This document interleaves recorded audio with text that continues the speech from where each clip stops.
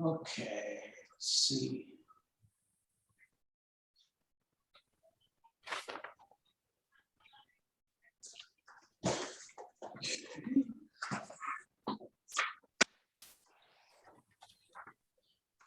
Okay, it is 1:30.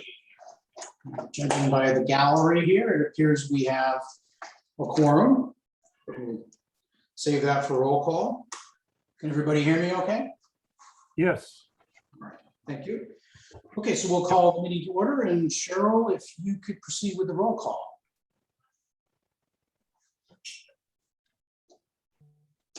Thank you so much. I'm sorry for that. Mr.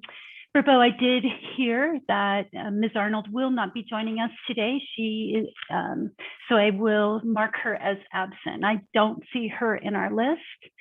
Ms. Bright. Here. Ms. Compton. Yes, I'm here. And Debbie, she's on jury duty. So if she can get away, she'll come, but she is on jury duty. Thank you so much for that, Ms. Compton. Mr. Enns. Yes. Mr. Gibson. Here. Mr. Hammond. Here. Mr. Heller. Here. Ms. Marks. Just checking here. Okay, I'm going to show Ms. Marks' absence for roll call, and I will follow up with her. And Mr. Newton. Here. Ms. Ortiz-Leg. And I am not showing her. Mr. Pichon. Yes. Mr. Storton. Here. And Mr. Burbo. Here. We do have a quorum. Let me just double check and make sure that I don't have somebody on the attendees side. No, I don't. So it appears we're just missing Supervisor Arnold and Supervisor Ortiz-Leg. Yes, that's correct. And we have Miss Arnold in, I have her as absent for jury duty. Sure.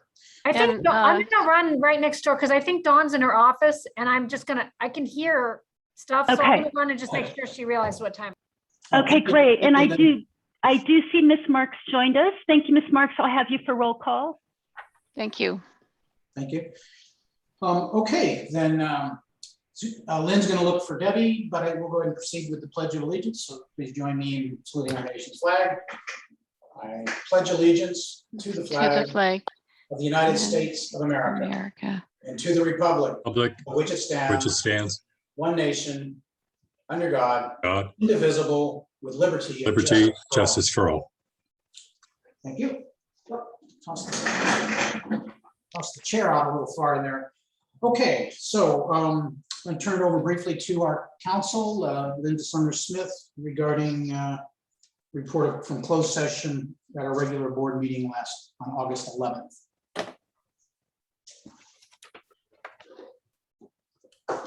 Linda, are you there? Yeah, sorry. On that, we had no reportable action. All right. Thank you. And that's for the public record. Okay, we're ready. Do we have any public comment regarding matters not on this agenda, but under the purview of the IWMA? At this time, if a matter of the public wishes to make a comment, you may press the raise hand button found at the bottom of your screen, or if you're on the phone, you may press *9.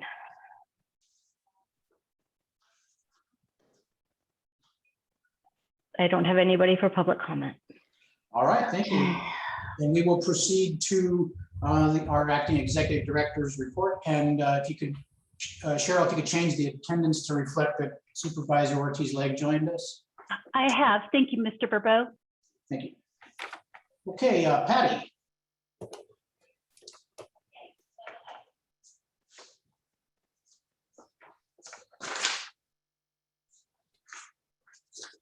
Patty, you might be muted.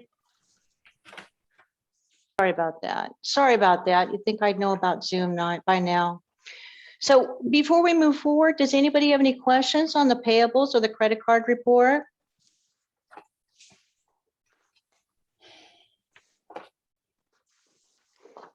Okay, hearing none, let's move forward. So I just wanted a little FYI here. We do have a full agenda today, so I will be brief, but a friendly reminder that the 3 executive committee meetings for the rest of the year, normally held on Wednesdays, are going to be moved to Friday, October 1st, Friday, October 29th, Monday, November 29th, all at 11 a.m., just so everybody's on the same page. Next slide, please.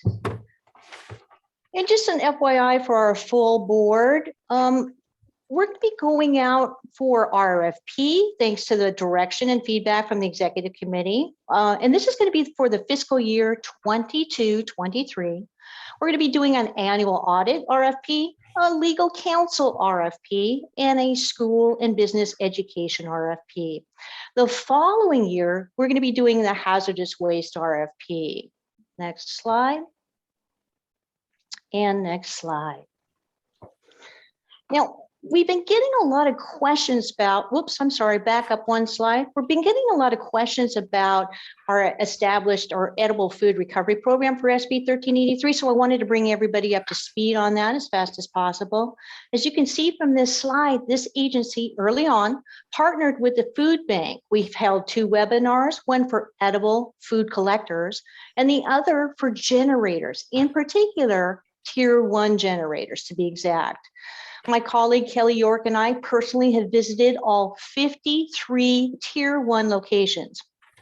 Bottom line here, Tier 1s must sign an SB 1383 edible food agreement with an edible food collection organization. So when Kelly and I walk in the front door to provide education on this topic, we have made this transition easy by giving each location a sample agreement and edible food collection contacts. Additionally, Kelly and staff have been conducting, follow-up phone calls, answering questions, and sending out reminder letters. So more on this as we head towards the January 1st, 2022 deadline. Before we move forward, are there any questions about the edible food recovery program?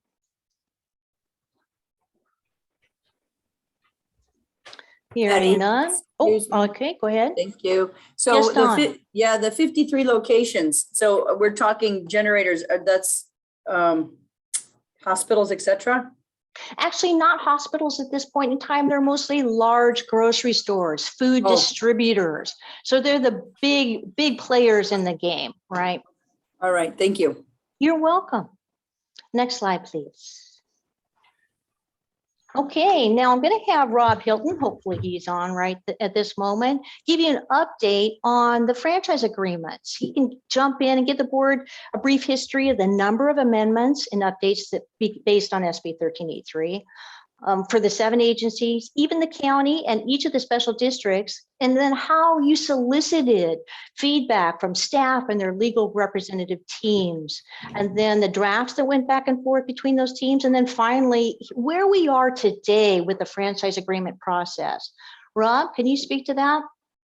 Thanks, Patty, and good to be with you, board.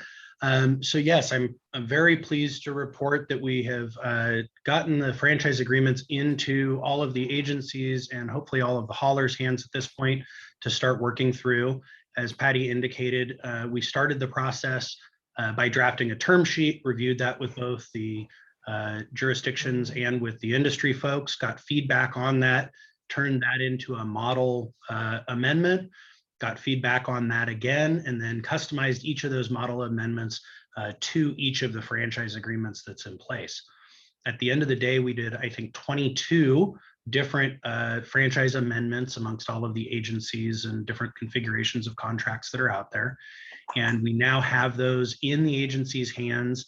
And I'm pleased to report that we've participated in meetings with the Templeton Community Services District, as well as with the cities that franchise with Waste Connections to begin the negotiations process. Both of those meetings with your industry partners were very productive. We got good clarifications and began to really understand each other and understand sort of what the exact requirements are and who will do what. I think that has been a healthy discussion and will continue, and hopefully the jurisdictions that are contracting with the same hauler can work together to keep those rules as consistent as possible to support the industry in delivering these services successfully. So our hope is that over the next month or two, the business terms of the franchise agreements will get worked out between the jurisdictions and their service providers. And then the rate adjustment mechanism that you have in place, I understand that everybody is up for a base year either this year or next year. And so those base years will contemplate the requirements of SB 1383 and will be included in the Prop 218 processes and rate adjustment processes that should be going in front of your city councils and special district boards over the next year or so. And so that will lead to some discussion about what the implementation timeline is, what can be done in advance of those rate adjustments happening versus what things the contractors are going to need to hold on until they get those rate adjustments. So all of that to say, productive discussions are being had, things are moving towards conclusion. Glad to continue to be of support to anybody that needs us.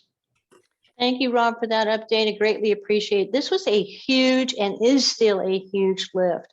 Really appreciate your help on this. Next slide. Next up, member agency approved waivers and the SB 1383 letters.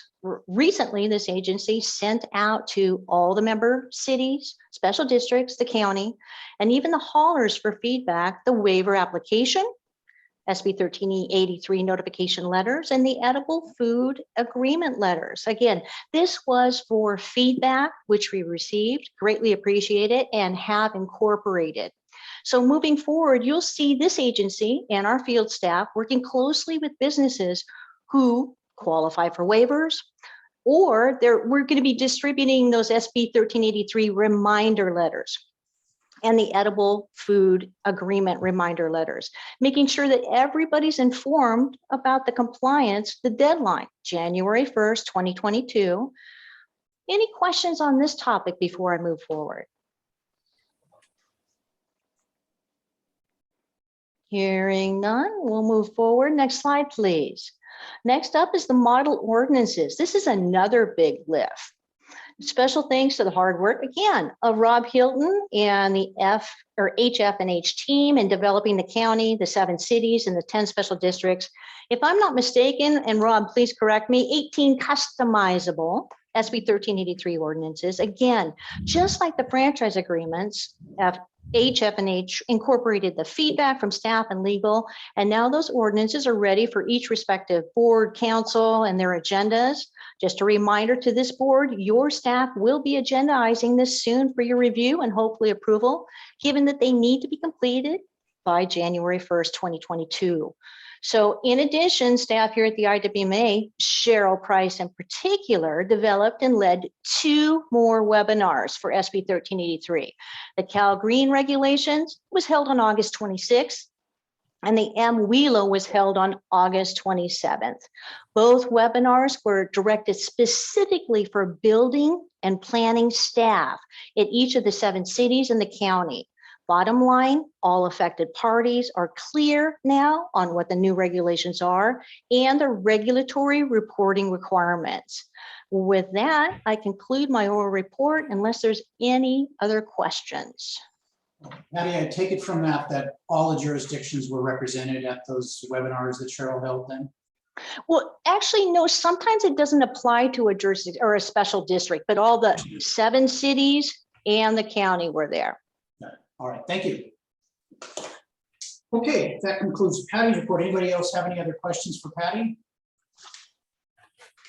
If not, we'll proceed to our consent agenda, which consists of items 7 through 9, 7 through 10, I should say. And at this point, we'll see if there's any public comment on the consent agenda. At this time, if a member of the public wishes to make a comment on the consent agenda, you may press the raise hand button found at the bottom of your screen. Or if you're on the phone, you may press *9.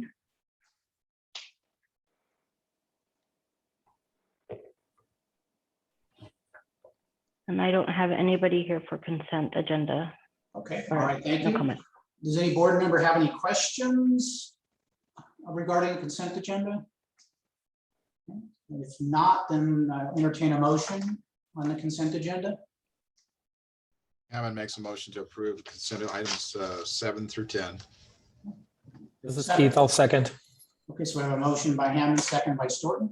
Can you go ahead and call the roll? Mr. Hammond, Aye. Mr. Storton, Yes. Ms. Bright, Yes. Ms. Compton, Yes. Mr. Enns, Yes. Mr. Gibson, Yes. Mr. Heller, Yes. Ms. Marks, Yes. Mr. Newton, Yes. Ms. Ortiz-Leg, Yes. Mr. Pichon, Yes. and Mr. Brabo. Yes. Motion passes unanimously. Okay, thank you. Let's move on to item number 11.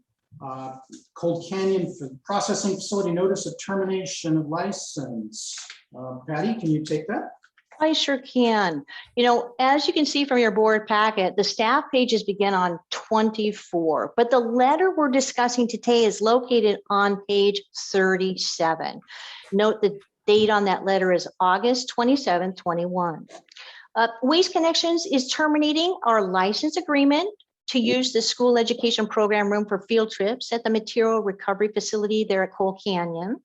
Since receiving this letter, I've spoken to Mr. Ryan, the manager at the Recovery Center, and he has, on both occasions, made it clear that he wants to stand firm. The license agreement will be terminated. The executive committee asked that I reach out to Mr. Ryan's supervisor, which I did, and she did respond back to me on the phone today and said that she too would like to see this license agreement terminated, but would like to work with us moving forward on possible a mobile unit or virtual or some other way to still have the field trips without using that room. So unless there's any other objections from the board, staff will work with Science Discovery to remove the exhibits pictured on page 38 in the room, or excuse me, pictured on page 38 of your packet, and then we'll remove all that equipment from the room. The good news is one of the board members has already volunteered to find a new home for the exhibits. So does anyone have any questions on this topic before we move on? Patty, if you could explain to the board what impact this might or might not have on our education expenditures at all? Well, recently we haven't been using the room at all due to COVID, like within the last year. And so what we've been doing is virtual presentations showing the Material Recovery Center and as well as the landfill, as well as even HZI. So as far as decreasing the expenditures, it won't necessarily, again, because the lease was minimal, $1 a year. So it really won't have a big impact or a significant impact on our expenditures. And Patty, the staff report indicates the license agreement was signed in February 2020, but that was a renewal of some sort, right? How long have we actually been in that room? Well, you know, the IWMA actually built this room well before I started at the IWMA with grant funding. So it's been, I don't know, forgive me, 20 plus years now. So we have been using it. Unfortunately, we didn't start a lease agreement with this group beginning in 2020. Prior to that, it was a handshake to use the room. It was a good partnership, no problems with it at all. But moving forward, it looks like we're looking to go in a different direction. Right. No, I understand. I just want everybody to understand that we've actually been there for many years. Since this Many years. changed. Mhm. I see we have questions or comments. I'm not sure who was first, but I'm going to go with Jan first and then Jeff. Chairman Barbeau, I'm Hammond, question for Patty. Patty, did they give you a reason for termination? Basically, they want to have it for higher and better use of their facility, just use the space, or what was the main reason? Well, it was a combination of reasons. Number one, COVID, Delta variants, other variants. They felt that the exhibits were slightly dated right? And they wanted to do something else. And also they use that room for their staff meetings and their, when their upper brass come to town, it gives them space to really spread out and have meetings uninterrupted. So it's a multi-use space. And there were multiple reasons why they wanted us to discontinue this lease license agreement. Okay, thank you. Okay, Mhm. Jan? Yeah, I just wonder if staff could consider the different options and whether or not we really need to have a centralized education room next to a landfill. So I think it's unfortunate, but it's a good opportunity to really take kind of a deep dive into whether or not we really want to continue to proceed in this direction. And I am the board member who said I would try to find another home for these various exhibits if possible, but it makes me wonder if there aren't perhaps more up-to-date alternatives that are also easier for the schools to handle in terms of their budgets. And, you know, school buses are expensive. So perhaps at another time we could look at the different options as a board. Jeff? Yes, thank you, Chair. I found the tour of the facility and that room to be very helpful when I first came on the board here. And I'm wondering if there's some desire by this board to work to continue the license on a limited basis, because I found it very, very helpful. Thank you. Next will be Dawn, but I would comment on that earlier this year, they had sent, Brooks a termination notice, and I forget, if he talked Jeff Ryan or Mr. Ryan out of it, or if he went to the higher up, but we've already been through this once, and Patty's followed up with their higher ups. They're fairly determined at this point in time.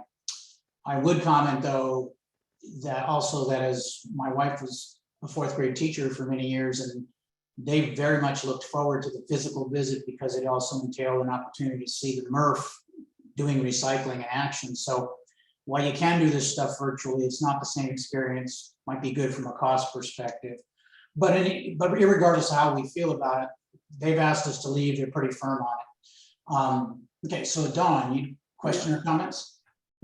Thank you, Chair. Yeah, just comments on, the changing world. And I do think that this educational piece is so important. Two possibilities, or three perhaps, is that even in some of our each towns, we have exploration station kind of places where, little mini garbage units could be set up for children.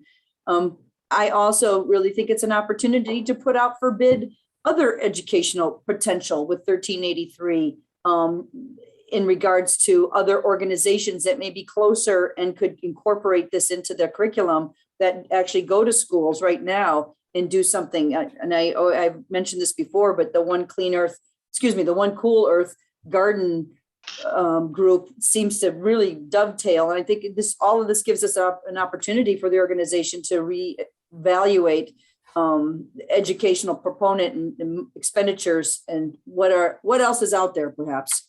I'm taking a look at that.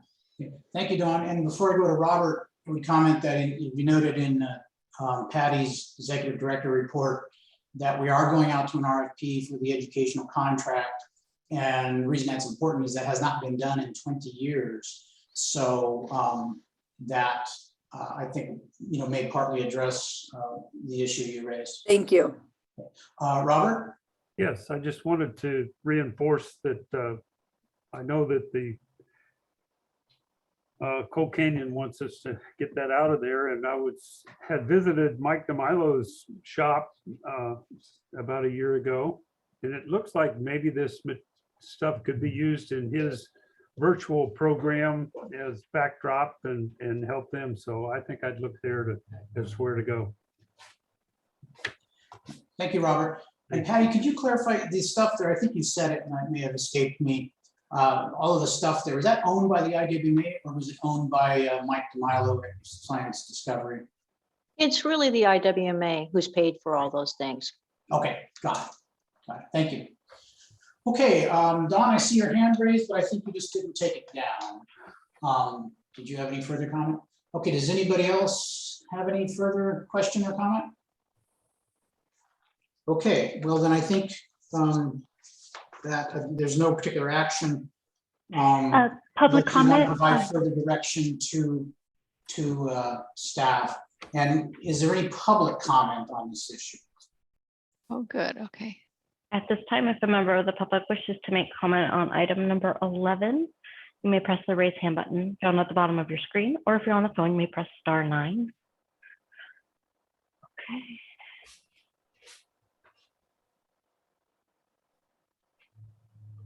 Okay, Janine, you should be able to unmute yourself.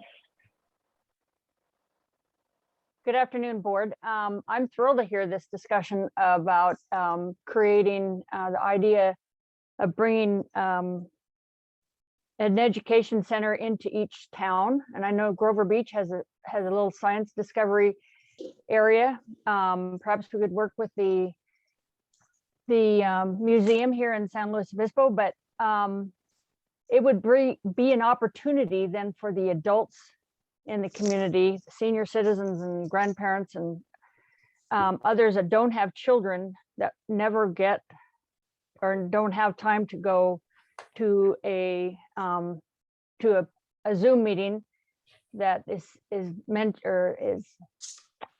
for the children. So I'm totally applauding this idea. Thank you. Thank you, Janine.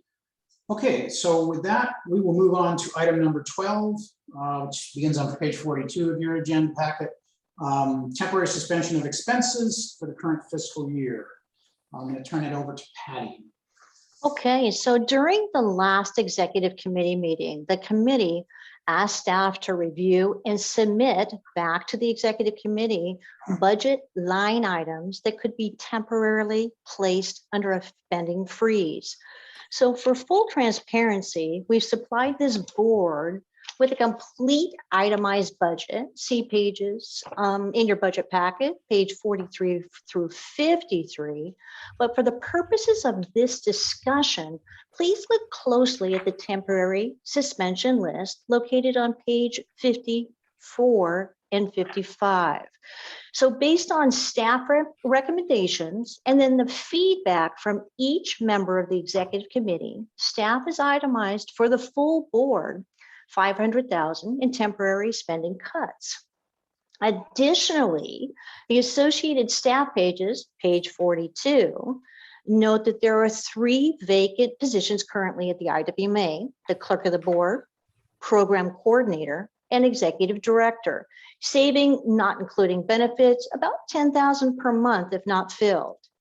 So just a reminder, agenda item 14 will open up staffing for staff to either hire or staffing discussion. Let's see.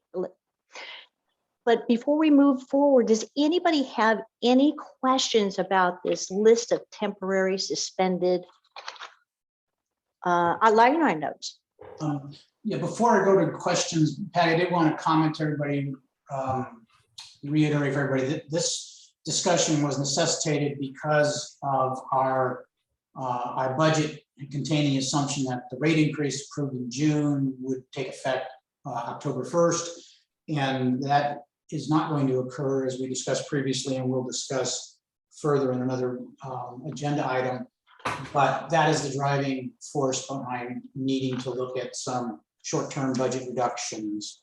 So with that, I think, Karen, I think I see your hand raised.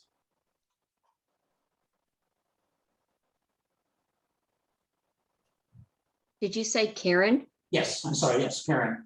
Thank you. I didn't have my hand raised, but I do have a question. Okay. Thank you. I'm wondering the difference in colors of the blue and the green highlights. Excellent question. So the blue happens to be the school education program, science discovery. Then moving down into the green section, that happens to be the business SB 1383, 1826, AB 341 business outreach team and their expenses. Very good. Thank you. I appreciate that information.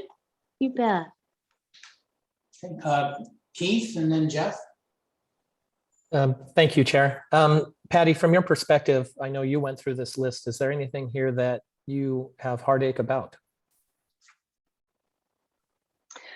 Heartache. Anytime you have budget cuts, there is heartache, to be honest. I would really, as you can see, I'm not suggesting cutting the classroom presentations. I think they're very important to teach the children, especially since we're going back into what is a COVID, Delta, who knows what variant. I noticed last time that a lot of parents were sitting right next to the kids on the couch during these presentations. So it looks as though, if anything, we're going to be going back into the virtual presentations. Don't know that for sure. There's a lot up in the air on that. I also have a lot of heartburn when it comes to any cuts that would be to that field staff for SB 1383, AB 341, that 377,000. If we don't have staff in the field, we will not get our cities and our special districts into compliance for SB 1383 January 1st, 2022. So those give me a significant heartburn, let's put it that way. And as you can see, I didn't recommend placing cuts there. Okay, that's all the questions I had. Okay. Jeff and then Jan. Thank you, Chair. So Patty, in looking at the budget here and the $500,000, does that, just so that I'm clear, does that assume that the 3 positions will be vacant for the rest of the year? Is that what this budget is based on? Yeah, this is not including those positions at all. Okay, not including. So on page 44, where you have salary and benefits, the approved 2021 budget at 618,000 and the 21-22 at $1,000,024. That is the budget without those 3 positions filled. Is that correct? It's fully staffed, if I understand your question correctly. It's fully staffed, so that means those 3 positions would be filled? That's correct. So that's what Executive director, right. Sorry to interrupt or talk over you. That's okay. Yeah. Okay, and then also in the 2021 column, there are a lot of numbers that don't seem there, which show up in the 21-22 column. So were these things that were not accounted for, or for example, computer software descriptions at 75,900? I don't see anything on the 2021 budget. Right. So what happened is with SB 1383, we had to purchase software to manage all the influx of data that's going to be coming in and is going to be required to be reported by Cal Recycle. So there has been some significant changes when it comes to SB 1383 to ramp up to meet those regulatory deadlines. And that's one of them. Okay, so the columns with no number on the 2021 budget, basically the 21-22 is for SB 1383. Patty, do you mind if I jump in there and answer Go that ahead, question? Barb. So if you're looking at the expense list, correct, Mr. Heller? Yes. So remember that the 2021 budget that you're looking at was actually the 19-20 budget done like 2 to 3 years ago. We passed the interim budget for 2021 due to COVID and other changes. And Brooks didn't feel like we had the right information to pass a new budget. So we just rolled forward the old budget from 1920. And so when I went through and created the 2021 budget, I went through and re-budgeted and allocated funds to basically the correct GL account so that we could track our expenses better. That's why there's a difference there, why you're not seeing some stuff in from 2021, but you are seeing them in 2021-22. Okay, that's very helpful. Thank you for that, Barbara. You're welcome. Let's see. Charles Hammond, a question. Well, John, Jeff. Hold on 1 second. And then Jan is Okay, I'm next. sorry. Yeah. Hold on 1 second. That's okay. Let's see what else. Okay, those are my main questions. Thank you, Chair. Thank you, Jan. I just wanted to point out that this, the title of this item is temporary suspension of expenses.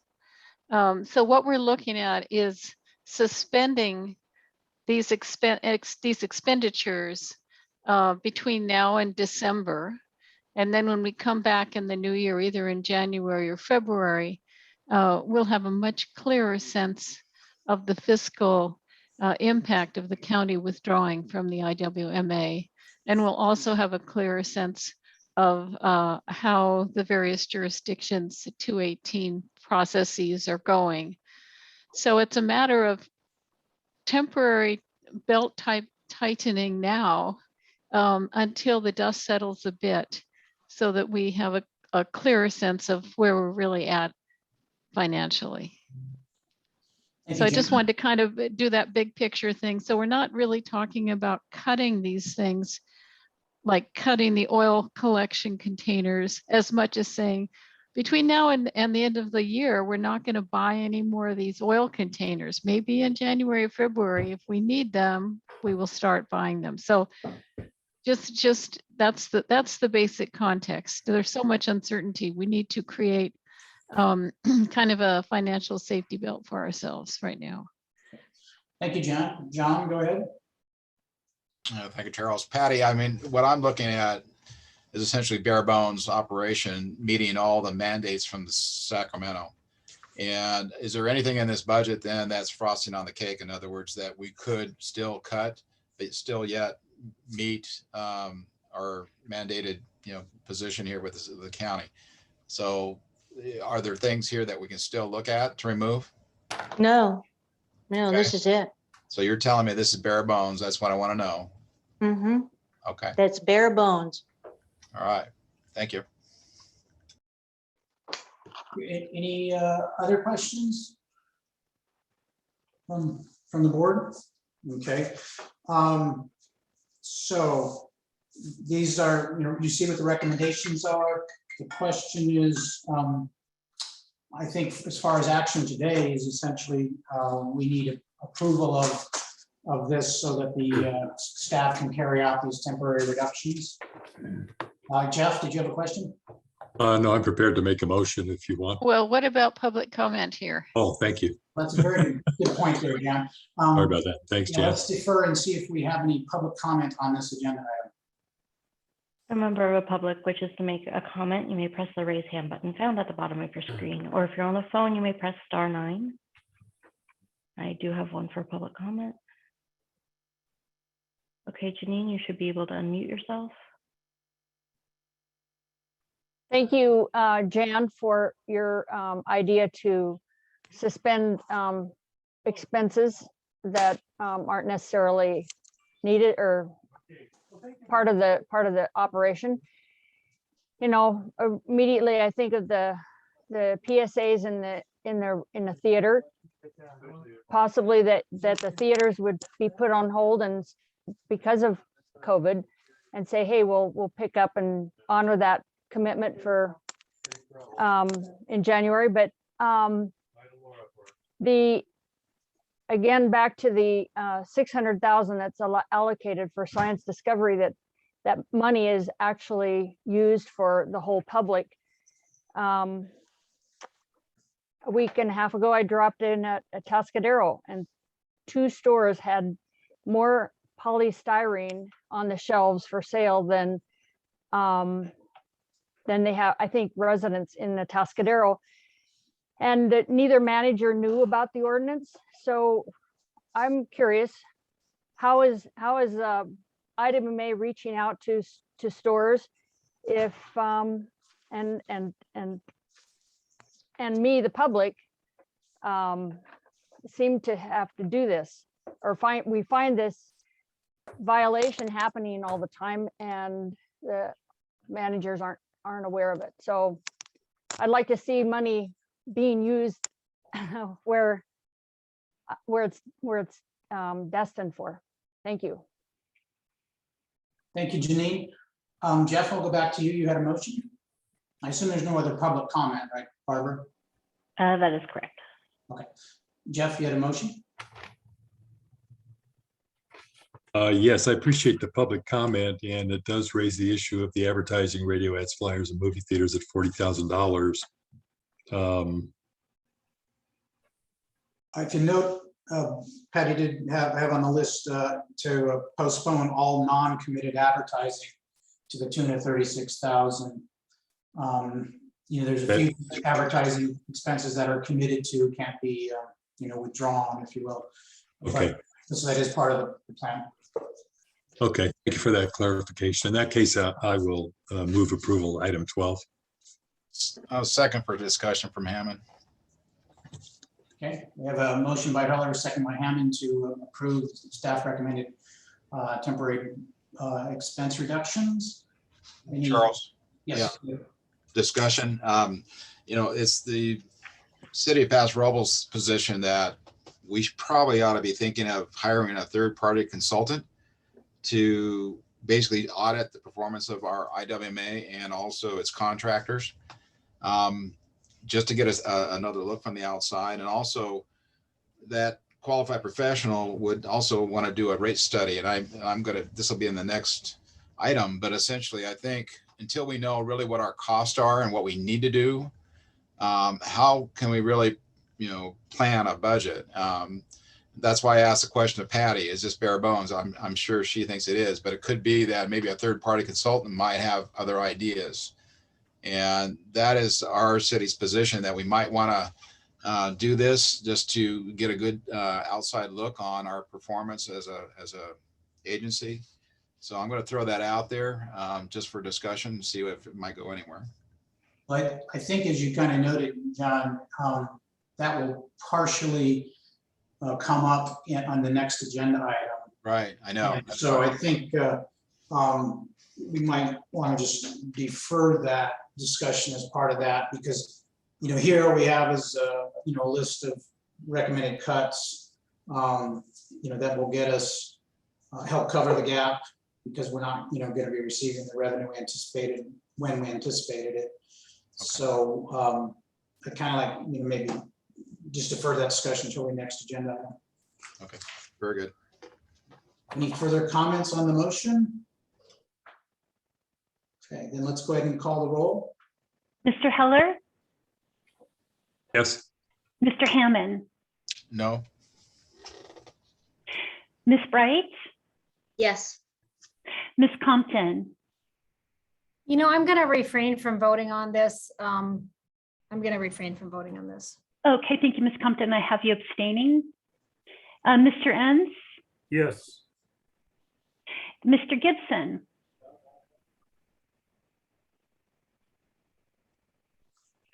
Mr. Gibson, do I have you? Mr. Gibson, you are on mute. Yes, my vote is yes. Your vote is yes. Thank you. Ms. Marks, Yes. Mr. Newton, Yes. Ms. Ortiz-Leg, Yes. Mr. Pichon, Abstain. Mr. Starton, Yes. and Mr. Bourbeau. Yes. Okay, our vote does pass 9 with 1 negative and 2 abstaining. Chair Bourbeau, Jan Marks, I just wanted to point out that we have taken no action on the 3 open positions. That may be something we want to take up on a future agenda. But just to clarify for the public and everyone else that we are still keeping those positions open at this point. We're not moving forward with them, but they're not part of the formal budget suspension motion that we just passed. Correct, unless any member of the board has concern about that particular, about what Jan pointed out. That is essentially, we are not, for the time being, filling the 2 staff positions, and we will have a separate discussion regarding the executive director under item 14. So thank you for that, Jan. Okay, all right, I think then we'll go ahead and proceed to item 13, and for that initial discussion, I'm going to turn that over to Linda Summer-Smith, our counsel. So this agenda item, we anticipated would have a great deal of discussion. And in fact, staff has been inundated with a lot of comments on this already. So the bottom line was the IWMA is operating right now in a vacuum in terms of budgetary certainty. And so its direction, or the staff direction, was to implement the fee increase as soon as possible. And along those lines, there was a proposed letter included with the packet to go to the agencies and special districts, and also with a copy to the haulers, in part to engender some communication and discussion of this item, which I believe it has had that purpose. In the information that it's come to staff, which hasn't gone to the board or the executive committee yet, there's been a lot of concern that there is no effective way to do a 218 based on the information and the county leaving. And that really has a lot of different arms, because it's not as simple as the rate increase. It's also the tipping fee increase and the possible amendment to the joint powers agreement, all of which require the cooperation of the county. And without the county's cooperation, we're in this vacuum of knowing what money could come in, even if we did move forward, and what the expenses would be. So this item is really looking to all of you to discuss some of these issues with the understanding the staff would like to go forward with the increase, but also understands that the interim IWMA executive director did indicate that we would put this off, and may have indicated in several discussions that we were going to work with the districts on putting things off.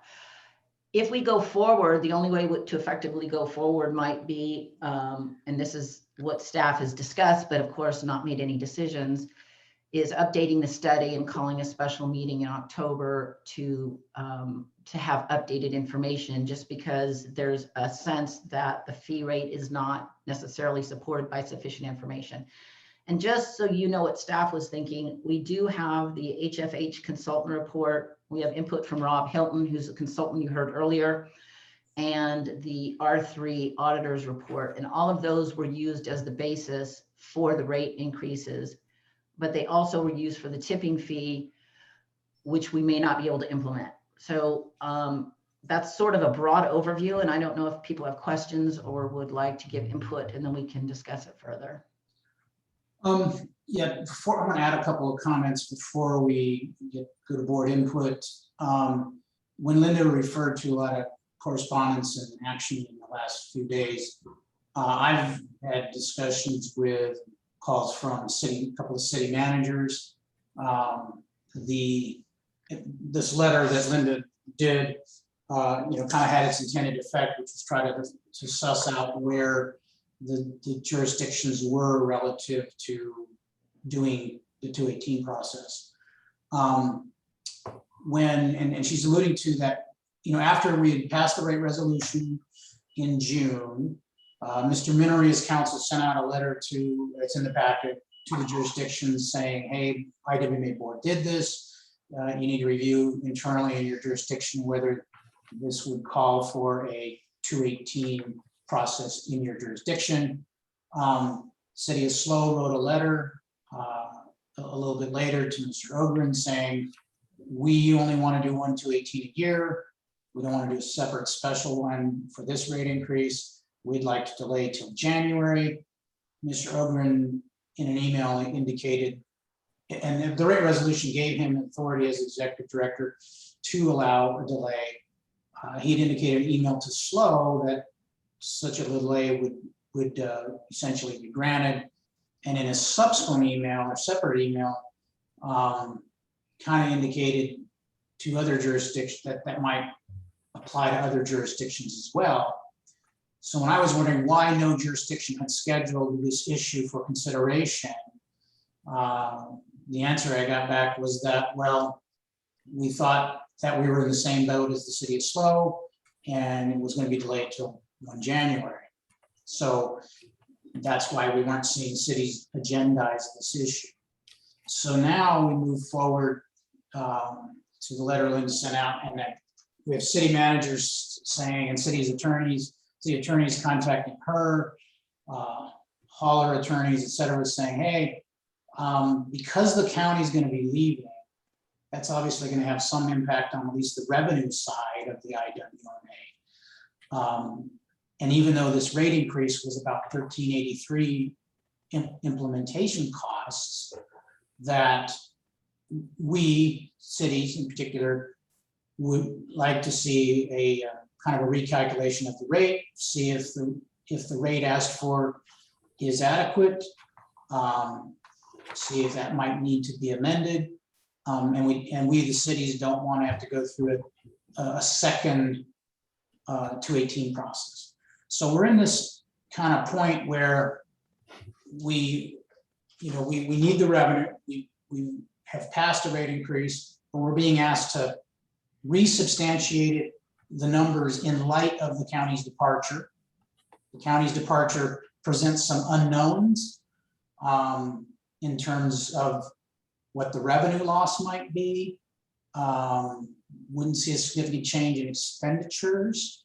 But in any case, we're being asked to potentially do a recalculation and to go to the cities in the CSDs and to do so quickly so that it could be agendized, go through the process and be ratified before the end of the year.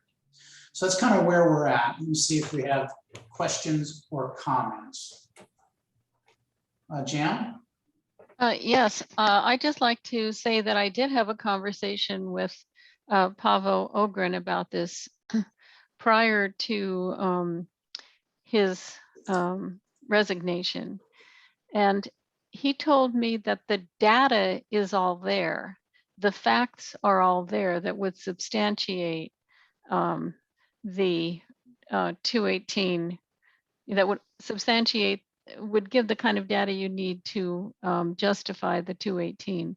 It's just that the data wasn't packaged in such a way that it was comprehensible and user-friendly for the jurisdictions. So he said it was basically what was necessary was to go back into the figures and package them in such a way that the jurisdictions would have an easy time justifying the rate increase to their constituents. So that's what he said. I'm not sure exactly what is being proposed, but do you think a narrowly focused assignment to our consultants could do that kind of repackaging that would, without having to go to a lengthy reexamination of all of the data? That's my question. Well, my thought process on that would be yes, but with some caveats. I mean, for one thing, we engaged the HF&H consultant for the express purpose of helping us implement 1383. Part of that was to identify the increased costs of doing so and to pursue necessary rate increase. So having him kind of try to redo it in light of changed circumstances, I think certainly fits in the wheelhouse for the consultant. The caveat is, that data is not necessarily so easily usable because the haulers are somewhat tight with their data. And so, for example, if you look at the MSW report that the county commissioned, it made no specific breakdowns of revenue. It could only speculate that the rural residents represent 25% of the population. Therefore, absent specific data, they might represent 25% of revenue. I think they would represent substantially less because they don't have a lot of commercial activity in those areas. And so they would represent a substantial smaller amount of trash volume, et cetera. Point being, the haulers haven't always been forthcoming, even on our revenue audits, as to, gee, we hold a franchise for Creston, and we also hold a franchise for Templeton. They didn't necessarily break those out. And that wasn't important to us as an agency because we covered the whole county. So I'm not sure how easy or difficult it would be for the consultant working with Patty and Barbara, but I think it certainly fits within their wheelhouse. Keith? Thank you. I actually, Karen had her hand up first, then Dawn. Sorry, apologize, Karen. So you want Karen to go ahead then? Let's let Karen go. Karen, you're muted.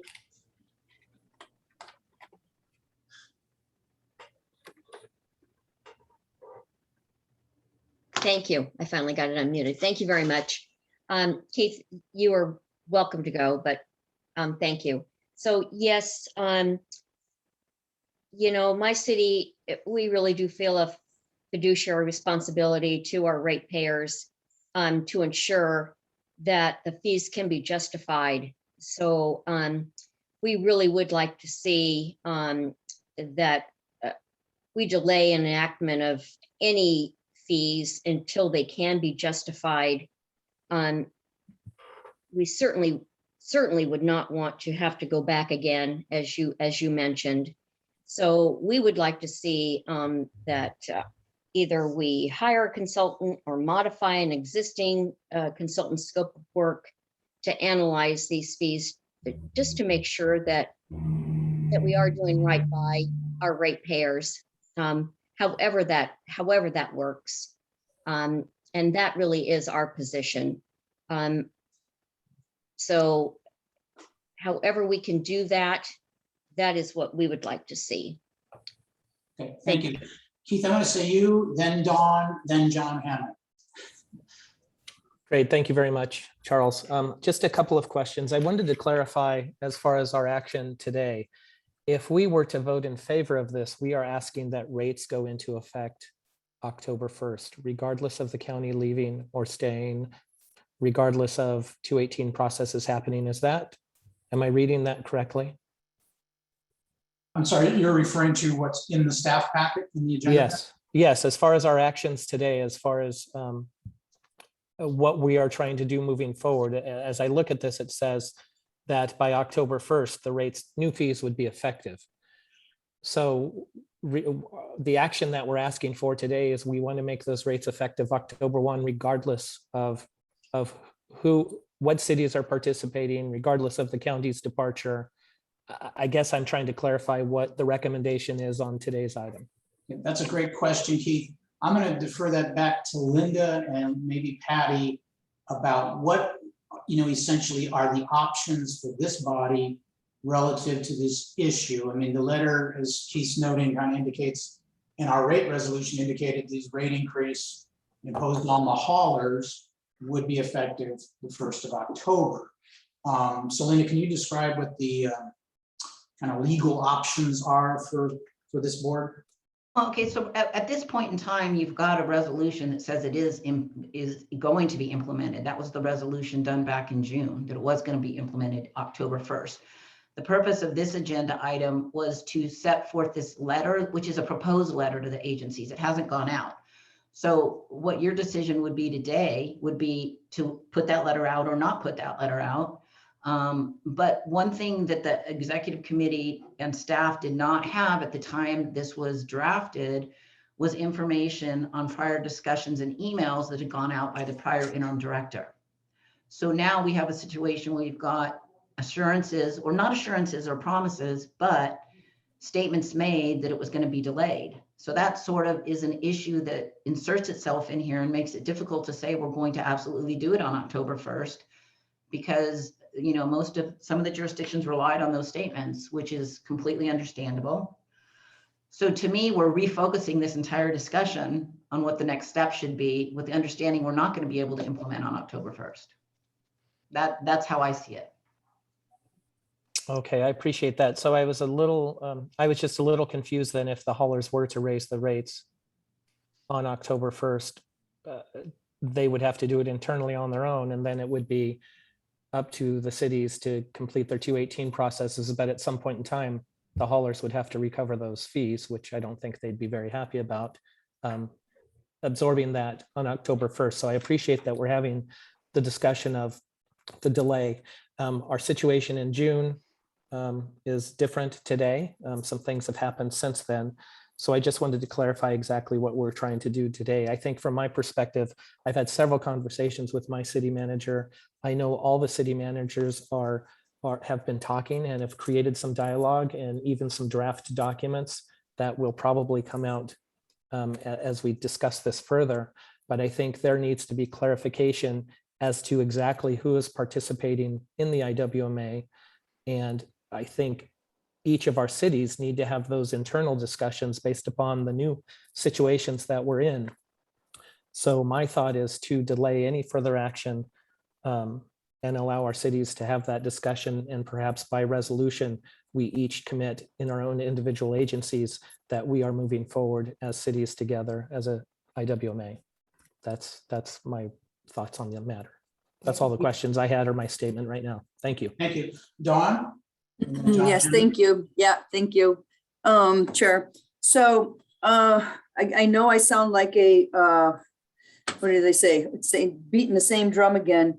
On the budget piece, and I think that the questions that are coming from the cities are really critical and very important, because, you know, if you're looking at the calculation of increased fees at $1.2 million annually, and part of that is the education and the compliance monitoring. My question is that how much has been communicated and worked through with the haulers on their own compliance capabilities, and how that could be incorporated into reducing some of these costs that are being incurred from the HF and H consultants determination. So that's one thing. And then the education, you know, is that an annual basis of $400,000 a year? Once 1383 goes in and we put some other pieces to play, I mean, I guess that my thing is that I'm still not convinced that the educational component, and I don't see it in the report here where it's opened up for bid. I don't know where that's at on the, and so I need to have that pointed out to me. But because I looked through it, and so it kind of took me surprised when you said we were opening it up. But that $1.2 million cost is certainly something to really, I think, look at a little bit closer. The $400,000 for education, $600,000 on compliance, and is there some way to really break that down and see if it can't be addressed in other methods or reduced? My comments. Okay. Thank you, John Hammond. Yeah, I'm definitely with Dawn. Again, it's Passo's position that we shouldn't move forward with this item. I won't support it anyway. And I think, again, we should basically be looking at a third-party consultant, just as Dawn just said, that we need to review our procedures and get it to the bone as to what we really need to do to be compliant with not only 1383, but the other previous ones that we were supposed to be doing. And then with that report, you know, the audit would also identify potential cost savings, and the board could also review implementation recommendations at those reduced cost. You really can't go forward with a budget until you really know what we need to do. And I think, again, if we're going to stay as an agency, this agency also needs to do the 218 process on a county-wide basis. It's going to be strengthen numbers, and to have each city do it on its own, it's going to be too far out, too far for timing. I think, again, it's our recommendation that we should do a countywide basis rather than an agency individual situation there. So again, I can't support this item 13 at this point, but I think really we need to take a hard look at this agency overall, figure out what we really need to do at a minimum, and figure the cost to do it. With the county leaving again, and maybe even Paso, if we're still looking at to see if we're going to do this on our own, we need to have options with this agency to survive. And at this point in time, I don't think moving forward with an October 1st change in haulers collection fees is not the good move to do. Go ahead, Charles. Yeah, right. I think October 1st is largely off the table. But anyway, Robert, then I think Jan, then Jeff. So Robert. Okay, thank you, Charles. My concern here is that we still are under the gun to meet the January 1st deadline, 2022. And I don't have a problem with delaying this until we can get some better information. But that deadline is still looming, and I believe that we retained Rob Hilton to help us work through this process to meet this January 22 deadline. And I'm curious, I'd like to hear from Rob over how he feels about if we delay this decision, how we can still meet the January deadline. And the other suggestion that I had seen was that the haulers could simply deduct whatever these expenses are from their franchise fees until the individual agencies have a chance to do their 218s. They could make up the difference at the time they do their 218s and make everyone whole. So I think there are some options here. I'm fine with delaying it, but I'm worried about the deadline and about being able to meet the budget requirements, IWMA, and the hiring of people to do the work that needs to be done. My comment. Thank you. Thank you, Robert. I think I said Jan next and then Jeff. Thank you. Well, if we were to delay from October 1st, I think we need to consider exactly what Robert was talking about, and that is that we have a January 1st deadline to implement 1383 or show that we're making a good faith effort to do that. So this is something that we can be fined by Cal Recycle, the State Department of Waste Management, if we're not showing that we are really making a good faith effort. So my question would be sort of twofold. One is, what would a delay, what kind of delay are we talking about? Are we talking about November, December, January? And what would the financial impact of that be in terms of our budget? And could that in some way be folded into what we were talking about earlier, which is to have a new look on the data and to see if we can substantiate the basis for these increases. So how much time do we need for that? In terms of the relationship with the haulers, that's something that I think we may want to instruct our council to talk with them about that prospect. It's made a little more difficult because Peter Krohn has left Waste Management and is now apparently working for the county. So I'm wondering if our consultant or staff or anyone could give us an idea of what kind of delay would be workable under these circumstances. It obviously cannot go past January 1st. October 1st, people are saying, oh, that's too soon. So what are we really looking at here? Those are my questions. Do you want me to jump in, Charles? Well, let me make a couple of comments first. Jeff, we'll go next to Jeff. Okay. Patty, I'll let you interject. I did want to comment though, Jan, along the lines you were talking about. Linda, our council did have a call today from the Haulers Council on this matter. And I did want to double check, Patty. I thought I saw Rob on the line here for the meeting. Yes, correct. Is he available to comment? You know, we had talked right before the meeting, I talked off my Patty about the viability or how quickly Rob and our staff could do a set of revised numbers. Anyway, Patty, go ahead, and then we're going to go to Jeff. Okay, so, when you say what can be postponed, we don't want to postpone into the ordinances passing by any of the boards or special districts at the city level. Even the county is going to need to do the same thing. We don't want to put off the franchise agreements. Those all need to be done by January 1st, 2022. And if somebody's telling you different, please plug your ears. We also have inside our cities and our special districts, and even in the county unincorporated areas, folks who still need to be set up with green containers. Some of the numbers are rather high, both at businesses and at multifamily complexes. And I'm not including the waiver potential folks or somebody who may have a legitimate space waiver that we could do, or low population waivers. Those are not what I'm talking about now. There's still several hundred, probably 1,500 in this county alone, who will not be able to qualify for any waiver whatsoever.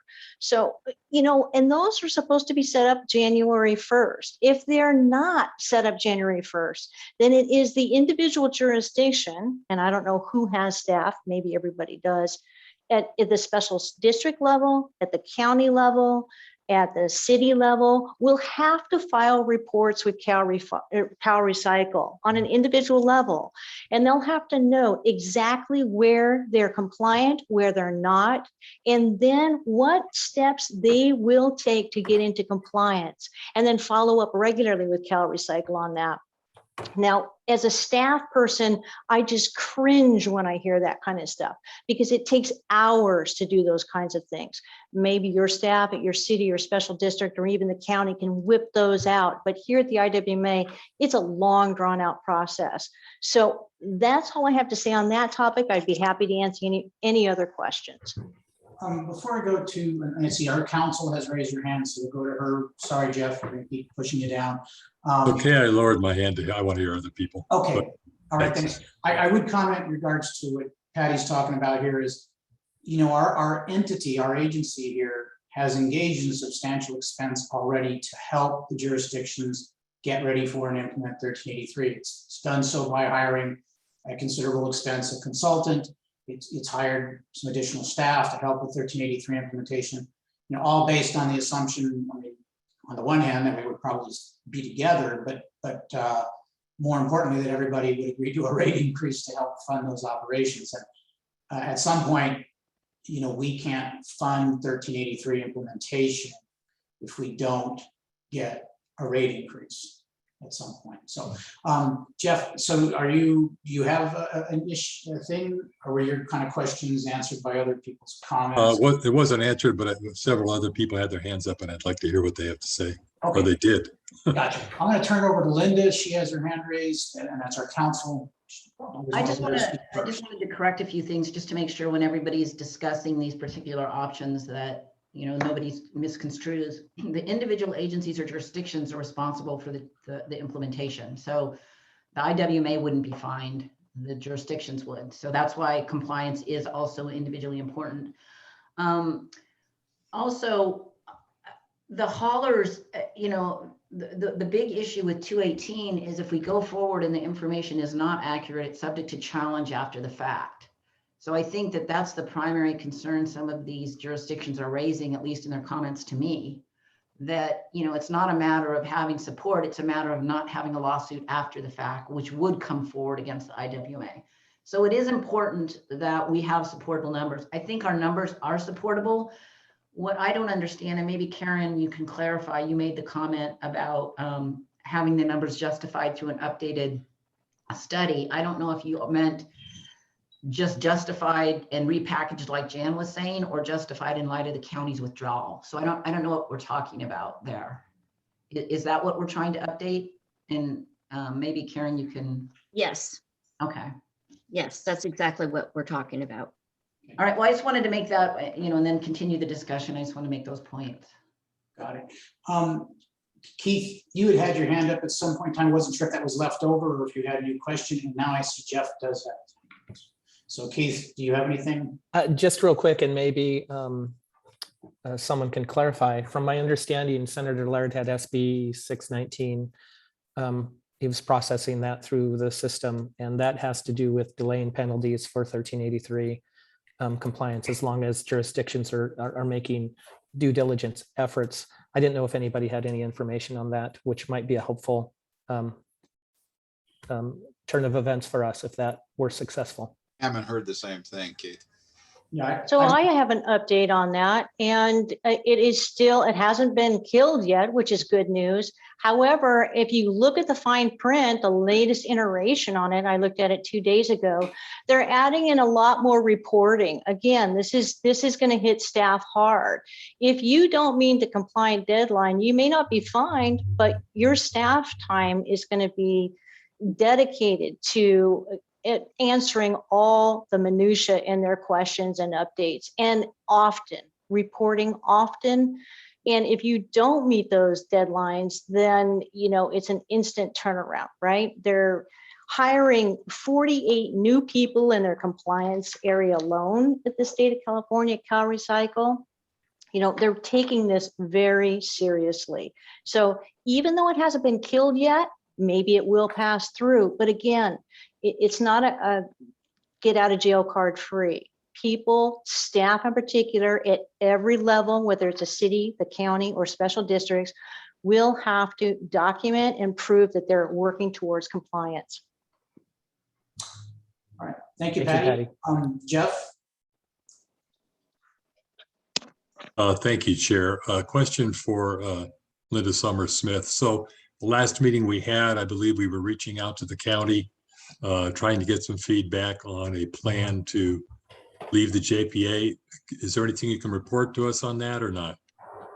Yeah, it's my understanding that it's agendized for an official resolution on the 14th of September. What we don't know is when they'll actually give notice. We just know when they're going to issue the resolution, and that that's a little problematic because so much depends on that. I mean, I suppose they could say they could do a lot of things. We just don't know. We have to wait for them. Okay. And then my other question is, it sounds like we could quickly, if Mr. Ogren is correct that the data is there, we could quickly put together a pro forma that would exclude the county and compare it to one where everyone stays in. Am I understanding that correctly? I believe that's correct. I think the data is there. I think it does have to be repackaged pursuant, to some of the comments that were made. I think it needs to be repackaged and then also reanalyzed in light of the tipping fee issue with the county. But I think it's just a matter of additional information. I don't think it's recreating information. And Patty or somebody, do you know how long that would take or what that would cost to do that? It depends on how in depth you want to go, and it depends on the willingness of the haulers. If the haulers give us the data, I will work through the special districts, the city and the county to get that data as fast as possible, turn it around and work with the team. If Rob Hilton is up for this, I don't want to overstep my bounds here. And he can fit it in. He has the bandwidth to do it. And I don't know, Rob, are you available to discuss this? I can't see if you're still on the line here or not. I don't want to overstep my bounds. I am here and I'm happy to help. And I think we have some budget available in the existing budget that we have that would allow us to turn this around without having to come back for a contracting action. The thing though is it wouldn't be the full soup to nuts look that Mr. Hammond is describing, and that would need to be a separate process. But this is something that we could probably turn around, certainly for the November meeting, and if we get some cooperation, perhaps in time for the October meeting, to have the numbers recast without the county and based on the adjusted tonnages and requirements using the existing data that we had when we calculated this the last time. Yeah, I personally think if that could be done fairly quickly, Rob, which it sounds like you might be able to do, that would be useful, I think, to everyone on the board here. I agree with Robert Enns that the date is still the date. And if there's another way to increase rates and have the fees adjusted in terms of the franchise refund, I think is what he said. That would be good. I do see urgency here, but I would really like to see those numbers if we can get them quickly. Thank you, Jeff. And before I go to Dawn, I would comment on this in terms of timing. In talking to the city managers, as indicated, they have to hold their public hearing regarding any protests in December. They would have to back that up at least 45 days protest period. They would have to have in an October meeting of their jurisdictions, this item on the agenda. So, the timing would be, if we engage Rob to do this with our staff, it would be, as fast as possible, in essence, to try to get it done so it could be submitted to the jurisdictions in time for them to have it on an October agenda. Time would definitely be of the essence, but to me, it's possibly the best option. But Dawn, you had comments. Thank you, sir. On the compliance piece of the January 1, I'm just really having a hard time. And I want to just preface this by stating that I certainly am compassionate in thinking about staff and what they're up against. However, January 1 to start compliance on 1383 seems like a big lift for Cal Recycle. And not that I'm trying to say that we skirt our compliance, but as a county, we are the ones who already have had the incinerator, the green waste incinerator here for years. County to the north, county to the south, they have only just begun to get theirs going.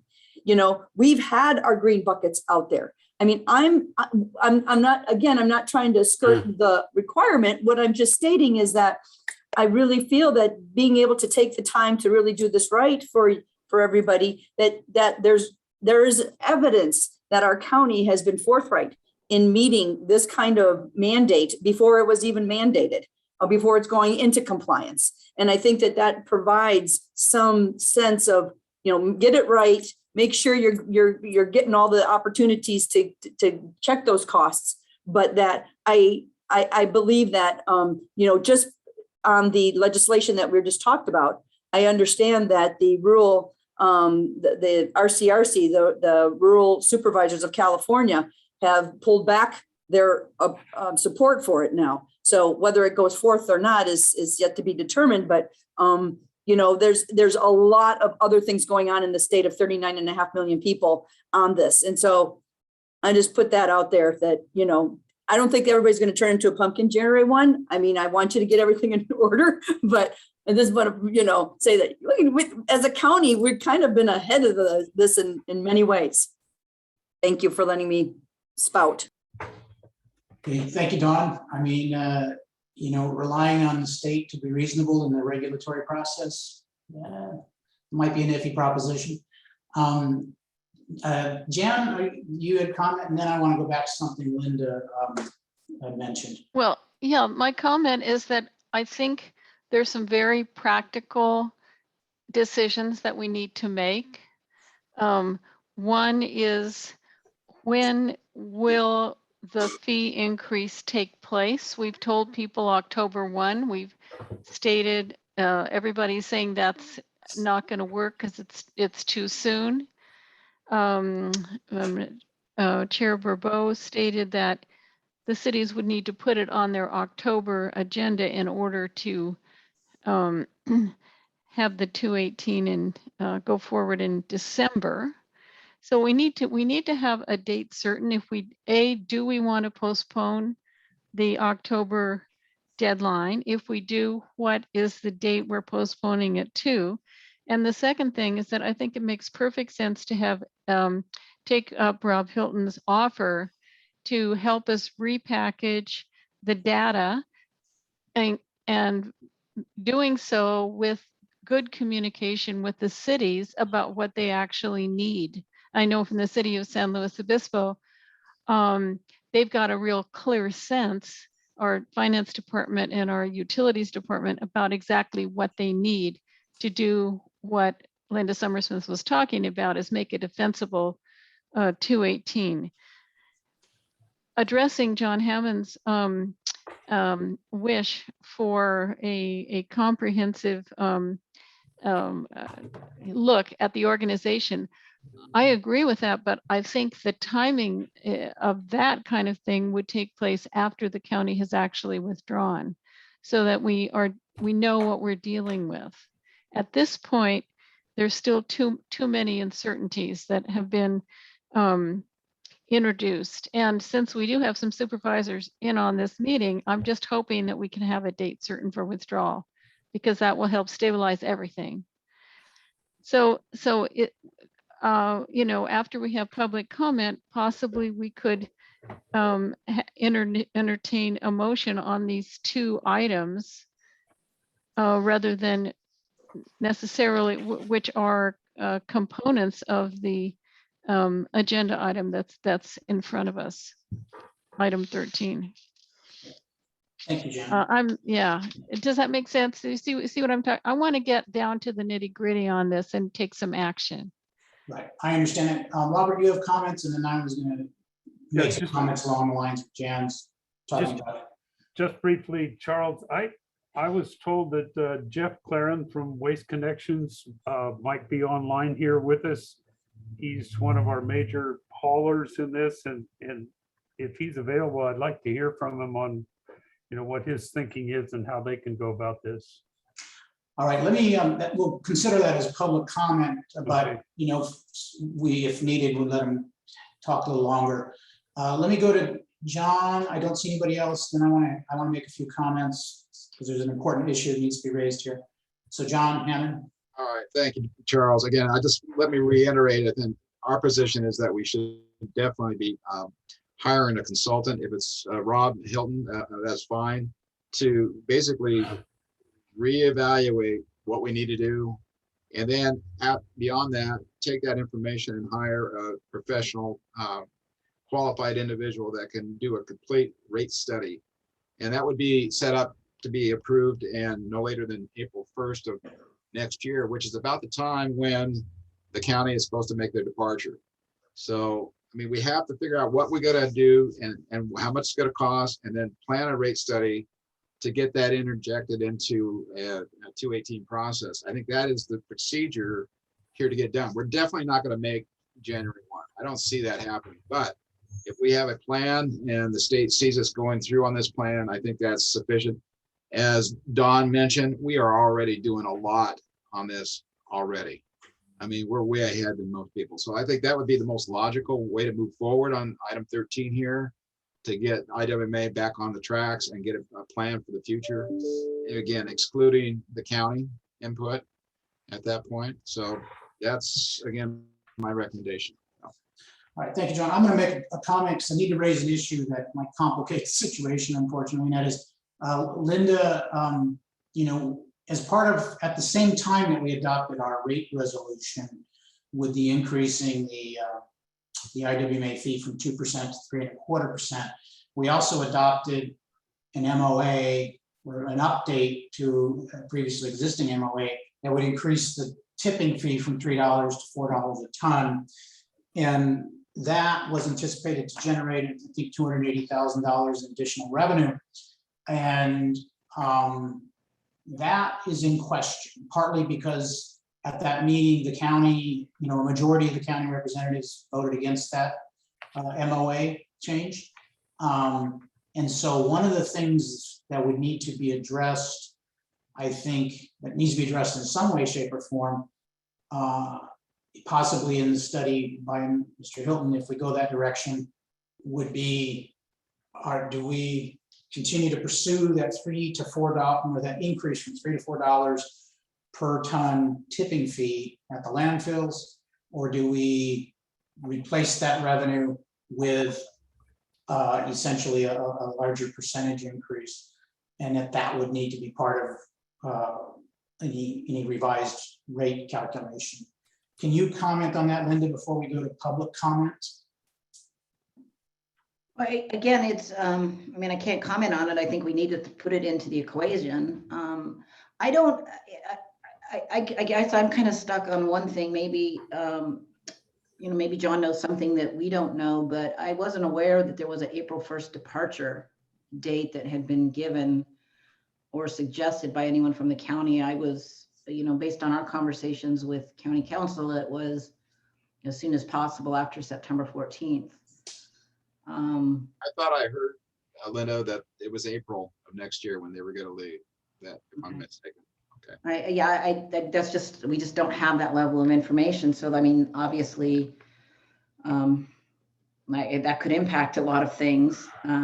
But I guess I'm hearing you say you want a full study. I think that the rate study's there. I think it's, there is a hole in the data, but I think Rob actually has it. And the way, that's what the repackaging is intended to supply, is that, there's a little bit of disconnect, but I believe the data's there.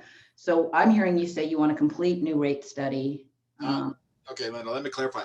Again, I think what we need to do is get a rate study based on bare bones to meet, current regulations. So that's what I'm asking for. If we have the data and we can repackage it like we're talking about, I think that would be sufficient. But then again, we need to hire somebody that's going to be able to do a professional rate study from that data, essentially. I'm not sure if it would be appropriate for HSH to do that, or another third party. That's what Pastor Robles is trying to put out there. I'm going to go to Mr. Gibson, and then we're going to go to public comment. Thank you, Mr. Bourbeau. Let me just indicate, I'll tell you how the resolution is agendized on the 14th. Obviously, it has not been passed. The last whereas says, whereas the Board of Supervisors of the County of San Luis Obispo desires to exercise its withdrawal option pursuant to the terms provided in the agreement, that's the JPA. Now, therefore, be it resolved and ordered. Number one, the county elects to withdraw from the IWMA and terminate its participation in the agreement. And number two, the county administrative officer or designee is hereby authorized and directed to provide as soon as practicable written notice to the IWMA of said election and a copy of this resolution, thereby satisfying the notification requirement set forth in section 13.2 of the agreement. So again, without any, this resolution has not been passed, but that is how it's proposed. Thank you, Mr. Gibson. And for everybody to know, that is what has been posted publicly on the Board of Supervisors agenda website, or on the website that contains the Board of Supervisors agenda. Is that correct? Yes, that is correct. Right. Okay. All right. I'm going to go to see if there's public comment action and see if the Waste Connections rep is there, perhaps comment. And then we'll bring it back for discussion and potential motion. Okay, let's see if we have public comments. So at this time, if a member of the public wishes to make a comment, you may press the raise hand button found at the bottom of your screen. Or if you're on the phone, if you're on the phone, you may press *9. I do have Mr. Claren on. Okay, Mr. Claren, you should be able to unmute yourself. Okay, can you guys hear me? Yes, Please. All right, good afternoon, members of the board. My name is Jeff Claren. I am the district manager representing San Luis Garbage, South County Sanitary, Missing Country Disposal, Moore Bay Garbage. We operate the franchise collection agreements from Cambridge to Napomo for trash, recycling, organics. Through these agreements, we can actually apply for bait rate application adjustment every 3 years, which one is scheduled for January 2022. We are actually factoring in the IWMA increase in those 11 applications, which will provide the opportunity to go through a Prop 218 process. However, implementing the IWMA fee that is not aligned with that base rate increase, which is October 1st, would create several issues for us on recovering the fees from the customers, along with having 2 rate increases within a short time frame to our customer base. As also Rob mentioned, we have been forwarded from the various jurisdictions evolving versions of the IWMA franchise amendment agreements. The latest version seems to be potentially affecting factors that was originally proposed in the IWMA rate increase. One is being, what was a little bit mentioned earlier, the low population waivers, which could put some jurisdictions in compliance with SB 1383. So with the franchise amendment still evolving, along with the timing of the base rate applications, I respectfully request that the IWMA rate increase be delayed and reevaluated significantly more than the 60 days that was proposed in your agenda item there. I'm free to answer any questions if you want. Yeah, Mr. Claren, you indicated that, under your terms of your agreements, you're pursuing a, I'll say routine, but a periodic rate increase application for January 2022, wouldn't it make the most sense from your perspective to include IWMA rate increase in that rate increase request for January 2022? We are trying to include that in there. Yeah. That is correct. Okay, but then you just mentioned that the 60-day delay would be insufficient, or are you referring from the 1 October date? From the October 1st date, we wanted it more than the 60 days. All right, thank you. And then, not to get too far in the weeds, but I want to understand, you, for example, hold numerous franchise agreements in both, cities, CSDs, and rural areas. I assume, and you can correct me if I'm wrong, that you know precisely, how many customers you have in each of those areas and how much you bill, and therefore how much revenue to the IWMA would come from each of those agreements. The problem is you have customers that come and go. People move out in October, if they move out in November and then we don't recover their fees in October, there's no way to bill those people who moved out. Sure, I understand that degree of specificity, but I mean, how much, let's say some rural agreement you have, you bill $1 million a year, whereas in the city of Arroyo Grande, you bill $6 million a year. And, I know you guys can be very proprietary about your information, but in terms of determining how much revenue, whether the county ended up collecting it themselves or not, but how much revenue would be lost to the IWMA when certain rural franchises are no longer under the IWMA jurisdiction, you would know that, right? Yes. And is there any reason you wouldn't share that information with our consultant? We shared that with the county. County's consulted as well. Okay, because the county's consultant in their report made no distinction, by hauler area. They just made a flat estimate that this is 25% of the population, therefore it would be 25% of revenue, which is probably not the case because the rural areas don't have a lot of commercial customers and commercial trash volume. Yeah, we could provide that. I mean, if you guys are going to choose Rob, yeah. There's certain things that we'd have to see what they're going to be asking for. Sure, understand. Okay, I just assuming the data, in this day and age must be fairly readily available. All right, thank you very much for your comments. Does anybody have a question for Mr. Claren? Yeah. Yes. Go ahead. Jan, go ahead. I do not have a question. I just forgot to put down my virtual okay. hand. Sorry. Okay, thank you. Jeff, I just wanted to ask you about the concept of just using the franchise fees until we could get to January when you do your 218. Is that something that would work? I know we're talking Cayucos, they were okay with it, but not every city is okay with that. Okay. All right. Thank you very much, Mr. Claren. Do we have any other public comment, Barbara? Yes, we do. Okay.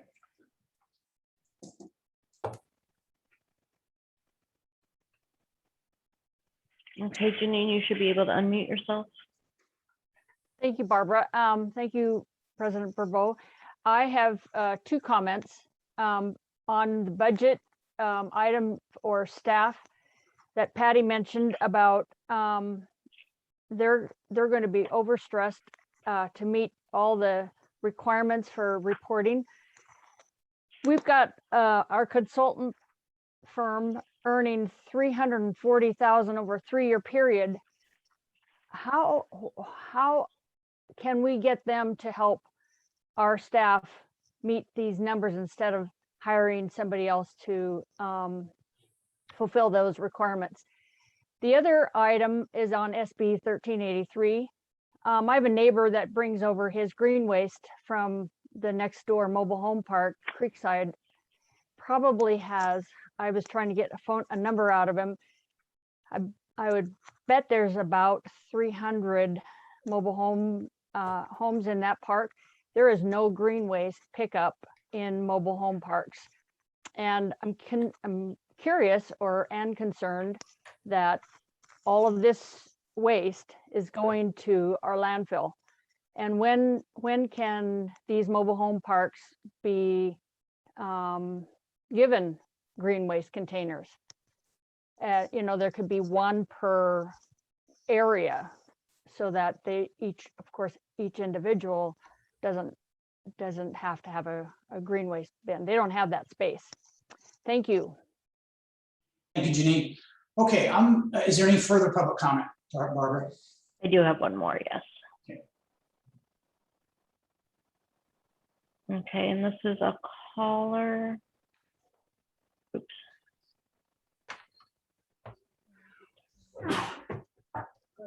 A caller, to unmute, you can hit *6.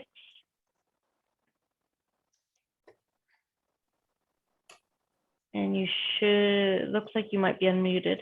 Are you there? Yes. Okay. Your 3 minutes are starting.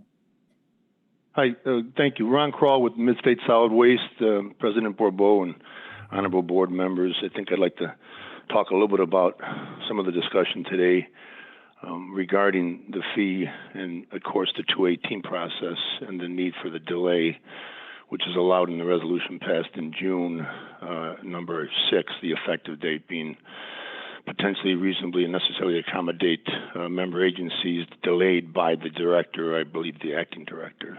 So a couple points. Clearly, I'm sure this board is not looking to blame the potential postponement of this or the action of this on any recent departures by the county or any recent resignations. This has been an Assembly bill or a Senate bill since 2016. And of course, the fee, which is going from 2 to 3.25% with a 62% increase, or a $3 to $4 landfill fee, a 33% increase, is only portion or part of the 218 process. The other part of it, which Jeff mentioned from Waste Connections, is of course the base rate, which has to be approved by any authority or any agency or any city or any service district for it to be passed on to the ratepayers. The base rate has to be part of that 218 in addition to the fee increase. But then, of course, also I think the contracts that are evolving that he mentioned that, you know, are being done at 13 different locations across the county for it to be negotiated with the individual cities or municipalities, in addition to the costs associated with the designated agency, authority, or company that's going to be responsible for responding to SB 1383. Those all should be part of this 218 process. So when it's done, you go to the residencies and the public wants and get the increase, which I think the city of San Luis Obispo wants to do in January, and I think certainly board member Hammond has talked about trying to do it in an orderly fashion for the city of Paso Robles. So I think it's important as we look at this flux that I think the number 6 item in the resolution passed allows for it to be delayed, and it's probably necessary for it to be respectful to all the parties involved, the haulers, the cities, the contract negotiation, and all the items that are going on. And certainly I think can probably be managed into a January 1st start date, allowing for the 45-day Prop 218, in addition to making sure that, you know, we have maybe more confirmation on departures or potential departures, be it the county or anybody else. So I thought I would add those 2 cents. Thank you. All right. Thank you, Mr. Kroll. Okay, Barbara, any further public comment?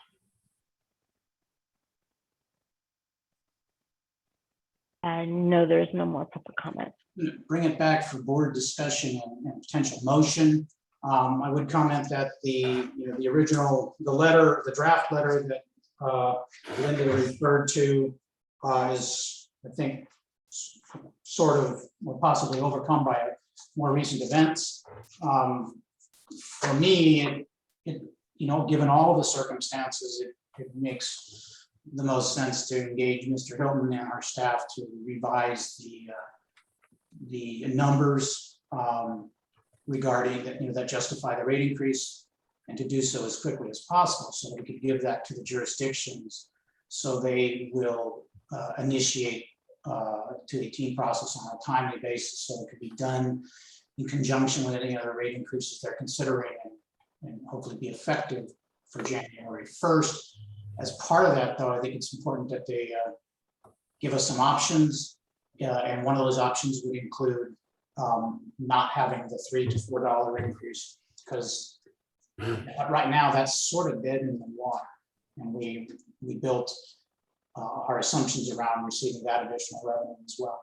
Okay, those are just some of my thoughts. Let me turn over for discussion and motion. So Jan. Yes, I would like to move that that we engage Rob Hilton to do what we've referred to as the repackaging of the data that is there. I trust what I've been told by our legal counsel and former executive director that the facts are good, the facts are there. So that we engage Rob Hilton to repackage them in such a way that the jurisdictions are comfortable that they have a firm factual basis on which to propose to proceed with the rate increase. So if that could be, if we could vote on that, and then the second thing would be the date of postponement. So I'd like to kind of divide it into two different motions, if that's possible. I think that's fine. I'm sorry, go ahead. Second for discussion, Charles. All right, thank you, John. And yeah, I'm okay with us splitting it out, because I think we may need, depending on the timing of it coming back, we may need to have a quick special meeting in order to get the revised rate stuff in the hands of the jurisdictions as soon as possible.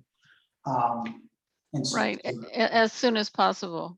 Right. Is what, and that we engage Rob Hilton at HWH or HFH to go ahead and do that, since he's already familiar and already on retainer.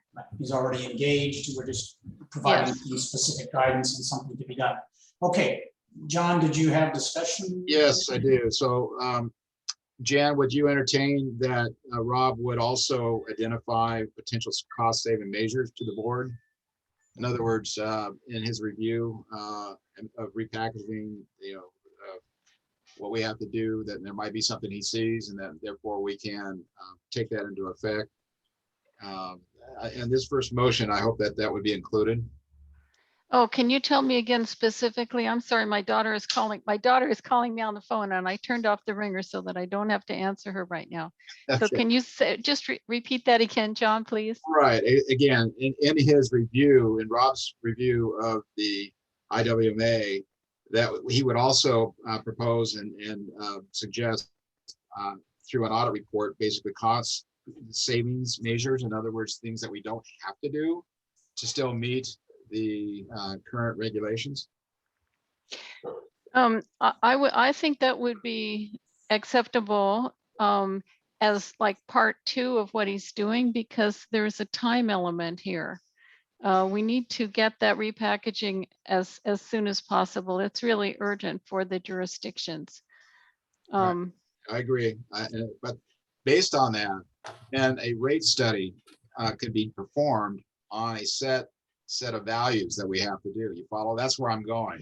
So if we do the repackaging and we have some cost cutting ideas that the board can weigh on, then we run into a professional to do a rate study, which would be proposed to all jurisdictions. Again, that's going to have to be substantiated through some sort of a study. And I think that's going to be important to do as well. Well, I don't think that's, I agree with you that we need to do that. I just don't think it's part of the motion I want to make right now. I agree. I'm trying to do lean, mean, get something done, and I agree with you and with your mayor that that kind of analysis you're talking about is necessary, but it's not what we need to do right now. There's a sense of urgency. So that would be my motion, that Rob Hilton would repackage the data that we already have.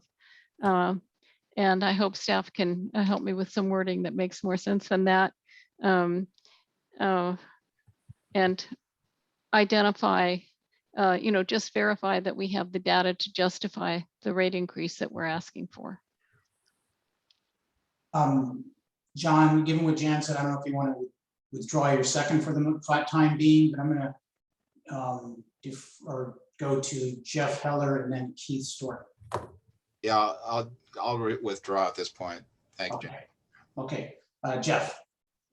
Thank you, Chair. I will second Director Marks's motion. Okay, Keith, and then I'm gonna go to Linda. I actually wanted to get some clarification from John for his second, but since he's removed it, I'll pass for now. Thank you. All right, thank you. Linda? Yeah, I'm still unclear of whether or not Jan's proposal includes the impact of the county withdrawal in the study, or if we're just repackaging existing data, or if it's also going to parse out the county. Well, that's the My purpose of the my repackaging motion is basically predicated on the status quo, since we do not have any sense right now when the county is going to actually withdraw. So it's a matter of dealing with the status quo right now so that the jurisdictions can go forward with the rate increase. But Jan, the jurisdictions are requesting a recalculation substantially because they want to know as much as is knowable the impact of the county's departure. So I mean, the repackaging, in my mind, would have to include the consultant's best and staff's best efforts at determining the impact of the county's withdrawal on the revenue side, in particular. Don't see it having much impact on the cost side, but it would have to include by definition the impact of their withdrawal. Okay, I will accept that as a friendly amendment, as long as it doesn't end up taking 6 months. So that's my concern. As long as it's something that can be done, so it's repackaging plus an analysis of the fiscal impact of the county withdrawing. Is that what you're? Well, I'm saying it's a repackaging based on the fact that the county would no longer be with us, and revenue attributable to county hauler areas would no longer be ours. And so it's kind of incorporated. I mean, that's the purpose, the large purpose of the repackaging as requested by the jurisdictions. So it's just part of it. Okay, I will accept that as a friendly amendment. Okay, and Mr. Heller, you seconded. Is that okay with you? Chair, that was my understanding as well. I'll second the friendly amendment. Thank you. Okay, all righty. And then Linda, did that address your question or concern? Yes, that was it. Okay, thank you. Keith? Thank you. Just for clarification then, for my understanding, this information, when it is packaged and presented, is it with the intent that individual communities would engage in a 218 process, or is there potential for a county-wide 218 process? There seems to be discussions of one way or the other. Well, my understanding would be no, the intention is to generate it as soon as possible so that it would allow the jurisdictions to pursue 218 if they feel that's required on a timely basis. So, would meet a January 1st implementation date. As far as, I mean, we've discussed at the executive committee, and I was kind of interested in doing, potentially having the IWMA do it. And I was kind of convinced that was not really a viable thing for us to do a countywide 218. I don't know we want to go into that level of detail, because I think this motion allows us to get us where we need to go for a January 1st implementation date. I think my ability to vote yes or no on this motion would be an explanation as to why we can or cannot do a county-wide 218 process. I know this has been discussed multiple times, but Sure. I'd just like some clarification. Linda, can you elaborate on that? And or Patty, and I know Rob had weighed in an email to me that same opinion. And Patty might want to weigh on it this, but the IWMA doesn't have the bandwidth for the staff to do it. And it's never been done historically by the IWMA. And more importantly, we don't have the data. So we would have to work closely with each jurisdiction to get the information and the data. And that seems duplicative. especially if a jurisdiction's already going to go forward with a 218 on a variety of issues. So that's the high level, and Patty might have a little bit more information. Yeah, and I second that. I mean, I completely agree with Linda. It's just we don't have the bandwidth, we don't have the money, extra money to do this. And it's much better if a jurisdiction decides whether they want to do a 218 or not. We are not in a position to force it on every special district, every city and or the county at this point in time. There's also just an issue of jurisdiction and venue. The charge that the IWMA has that is applied to the landfill rate, as well as the charge that's applied to the collection rates, are not by themselves property related fees or charges. And so they are not necessarily subject to Prop 218, except that they make their way into your collection rate packages.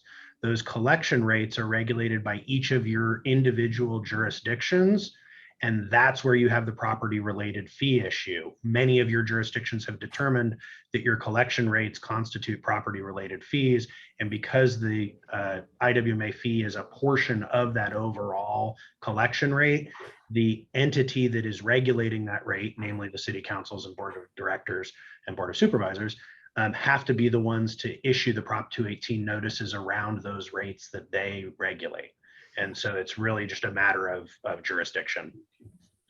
And as I understand it, Keith, it essentially means we, the IWMA, have no direct relationship with individual garbage bill ratepayers. We're levying this on the haulers. The haulers in turn want to levy it on the ratepayers, and that has to be approved by the jurisdictions through the hauler agreement and subsequently through a 218 process. So it's not really appropriate, I guess you'd say, for us to try to implement a 218. Okay, thank you for the Right. explanation. Okay, all right, we have a motion by Marks, a second by Heller. I'm sorry, Robert, you have comments, and then Mr. Gibson. Bruce, you have comments. I was just curious about Rob Hilton's turnaround time and being able to repackage this. And I'm assuming that in that he's going to have a lot of information on costs. So I just thought maybe Rob could comment on that. Yes, sir. My hope is that we could bring the results of the analysis back to you at either your October or your November meetings.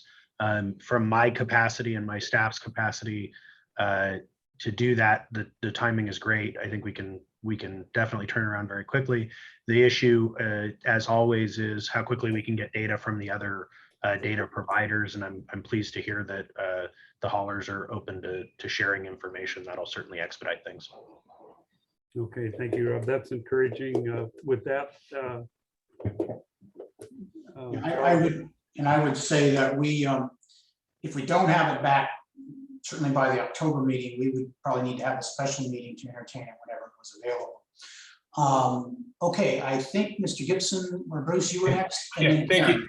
Thank you, Mr. Chair. I just want to let colleagues know that I will support this motion and that I am voting on it because I continue to represent, in fact, more constituents that appear to be headed to remaining inside the IWMA after the county leaves than I do that actually might leave the IWMA. And so given I hear no conflict among the representatives of the cities and the special districts within my own district, I think the motion put forward is beneficial to them and I will support it. Thank you, Bruce. Karen? Thank you. Can I just hear the motion again, please? Jan? Oh my gosh. Okay, well, the motion is to ask Rob Hilton and his company to basically repackage the data that already exists that we have access to, and also take into account the fiscal effect of the withdrawal of the county and repackage all of that data so that the jurisdictions are confident that they have the factual basis that they need in order to proceed with the rate increase and the 218 processes. Very good. Thank you. Appreciate it. Okay, I don't see any further comment. Linda, unless you think that the motion needs any further clarification, I'm sorry, I do see John Hammond. Yeah. And then we'll go ahead, John. Charles, again, we never really addressed the fact that, October 1st was the date for a rate increase. So we might want to incorporate that into something into Jan's motion to basically say we're putting it off to a date certain, or. I would like to do that as a separate motion if possible. So we can get this done and then have that conversation about the date. I think, they're related, but I agree that separately, we could provide guidance to staff or council to respond directly to some of the actual letters we received and kind of acknowledge or affirm what Mr. Ogren apparently implied to them. That we're not doing October 1st. We're recalculating, and we will come up with a new, either a new rate or the same rate we justified. But that could be done separately as guidance to staff, I think, to address your concern, John. I think it's a valid point. Okay, Robert, you've raised your hand again, or is that left over? Charles, yeah, I think we're ready for this. I just call the question. Okay, very good. Let's call the roll. Ms. Marks? Yes. Mr. Heller? Yes. Ms. Bright? Yes. Ms. Compton? I'm going to abstain again. I just don't think it's appropriate I vote on it, so I'm just going to abstain. Okay, thank you for that. Mr. Enns? Yes. Mr. Gibson? Yes. Mr. Hammond? Aye. Mr. Newton? Yes. Ms. Ortiz-Leg? Yes. Mr. Pichon? Abstain. Mr. Storton? Yes. And Mr. Bourbeau? Yes. Motion passes 10 and 2 abstaining. All right, thank you, and thank you, everybody. I know that was a long discussion, but it was a very important issue. And does anybody have any objection to what I outlined would be guidance to staff as far as responding to the formal letters we've now received regarding not implementing the rate increase effective 1 October? Jan? Well, one of the reasons I want to do this in 2 motions is that I confess I'm a little confused on this. I think it would be better to just postpone it for everybody and not get into responding all the individually to all the jurisdictions, because some people it's like, oh, I didn't open that email. I mean, and the other thing is that what I really don't know is how long to postpone it. We know that October 1st won't work, but I don't know. I really need to hear from staff and from other board members. What would be the appropriate time for the increase to take place? Would it be January 1st? I don't know at this point. So please enlighten me, everybody. Thank you, Jan. I meant to say, rather than just respond to the specific letters, send out a letter to all jurisdictions to say, we received some specific inquiries. The answer is we're not going to implement 1 October. We're going to provide a new rate calculation and provide that justification to you as soon as possible for your consideration to enact by January 1st. And in terms of the implementation date, it almost needs, well, for our own purposes, needs to be January 1st, but even for the purposes of the jurisdictions, because that's when they're implementing their other rate increases relative to trash. And they need it to be simultaneous. Okay, Keith? No, I appreciate Jan's comments and would agree that we need to delay. I think it would be more beneficial. I think we've decided on a few things today that helps us on a path to a plan and a potential timeline. Is it a decision that ultimately has to be made at this meeting? I'm not sure. Will we get more information from the county after their meeting and perhaps next month have more information, or even a couple of months to allow us to make a more predictive plan with a date that we can provide to the cities. Again, I know the city managers are all talking right now and trying to develop internal plans within themselves to create some structure as we move forward. And I think perhaps we don't have enough information to set the date today. John? Yeah, Charles, I'd like to go ahead and make a motion, then just throw it out there, see if it'll work. Basically just move to postpone the implementation of our rate increase to a date to be determined. That'll be the motion. Could I just make a comment here? We already had a resolution that gave the authority to the executive director, the acting executive director, to postpone it. I'm a little concerned about making a motion on top of an existing resolution.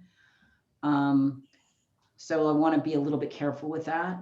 I don't know if we can make a commitment that the executive director will use her discretion to postpone it to a date certain. That's how I'd like to see it done.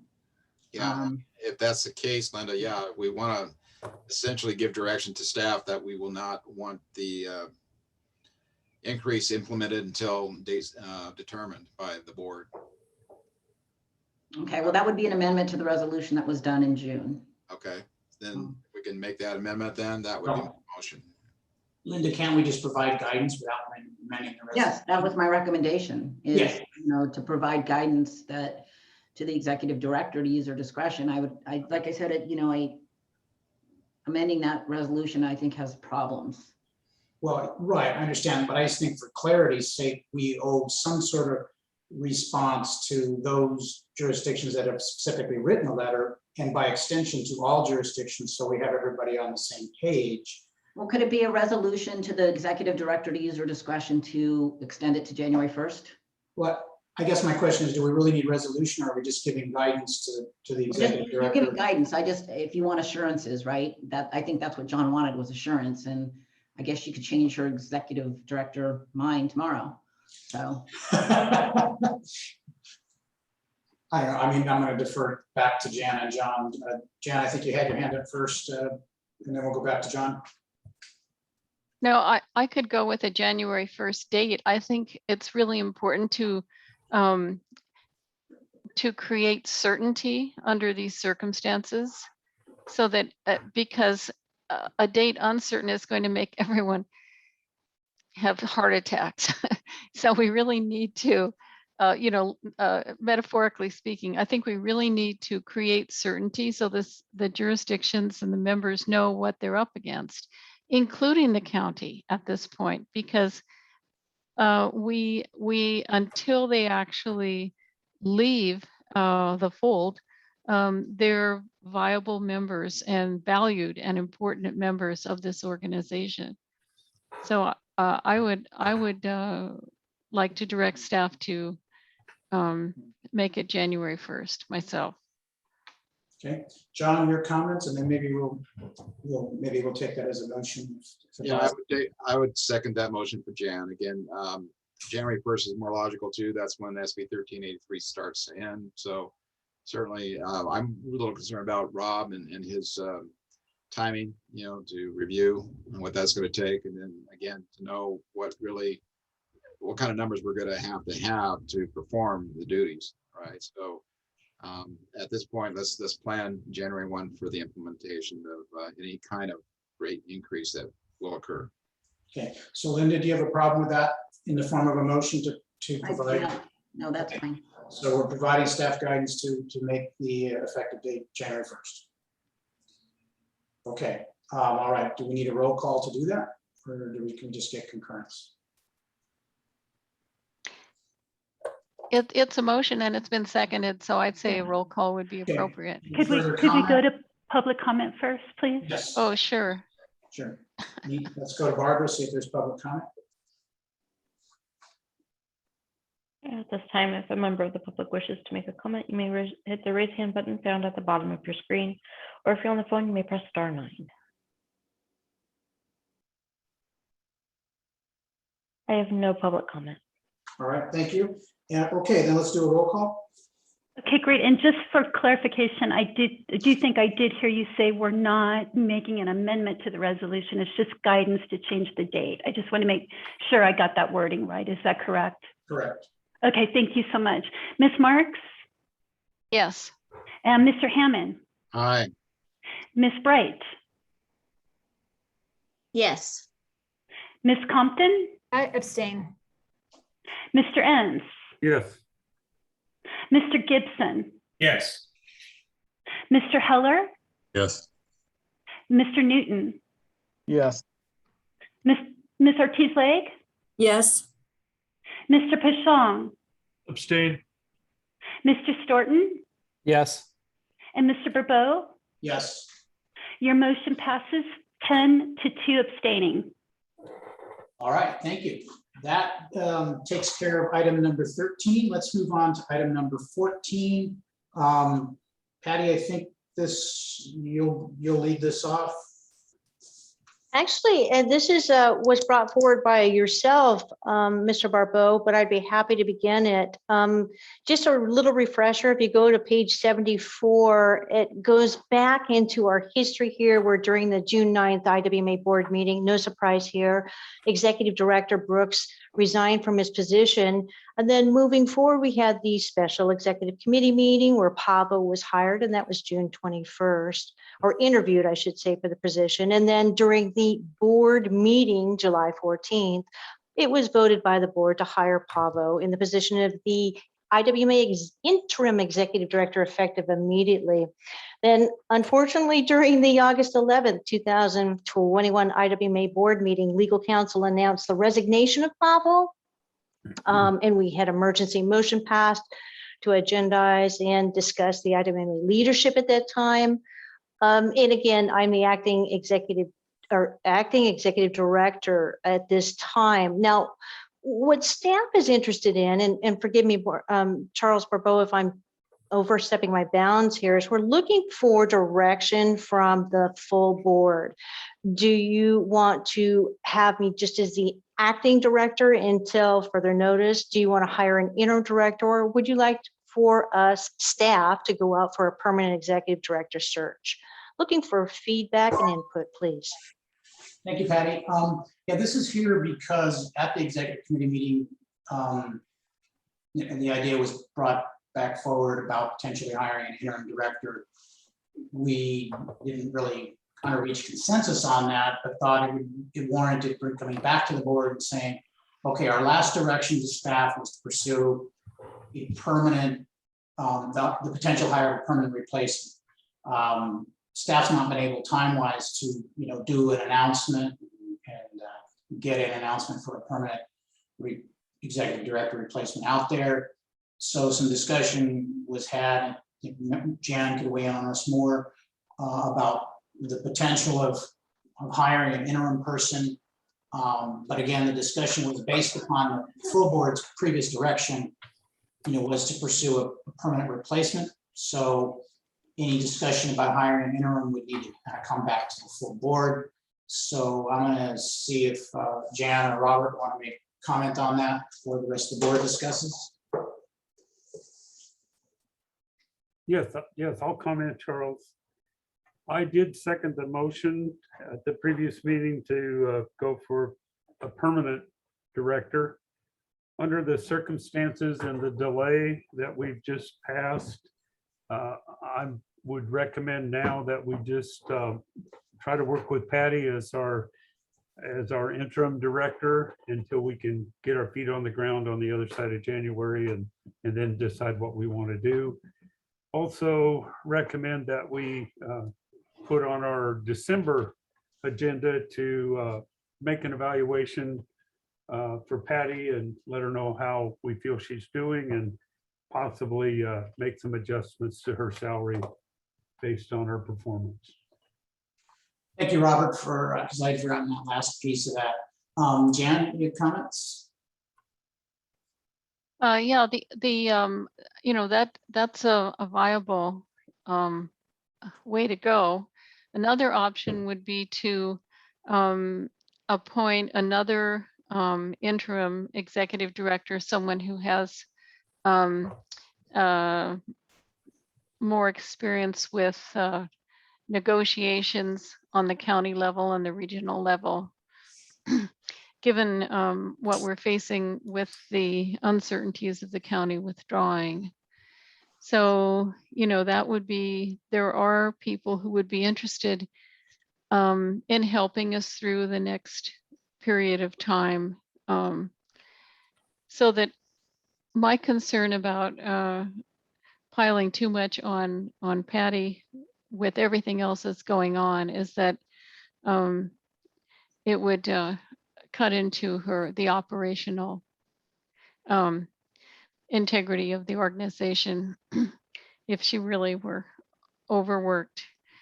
So, you know, I mean, I personally have been in a situation where I was doing 2 jobs and was paid for 1, and I can tell you that's a recipe for stress. So if the board feels that we need more professional guidance in an interim executive director, then we could either the executive committee could interview people, or we could put out a you know, notice of vacancy and ask people to apply.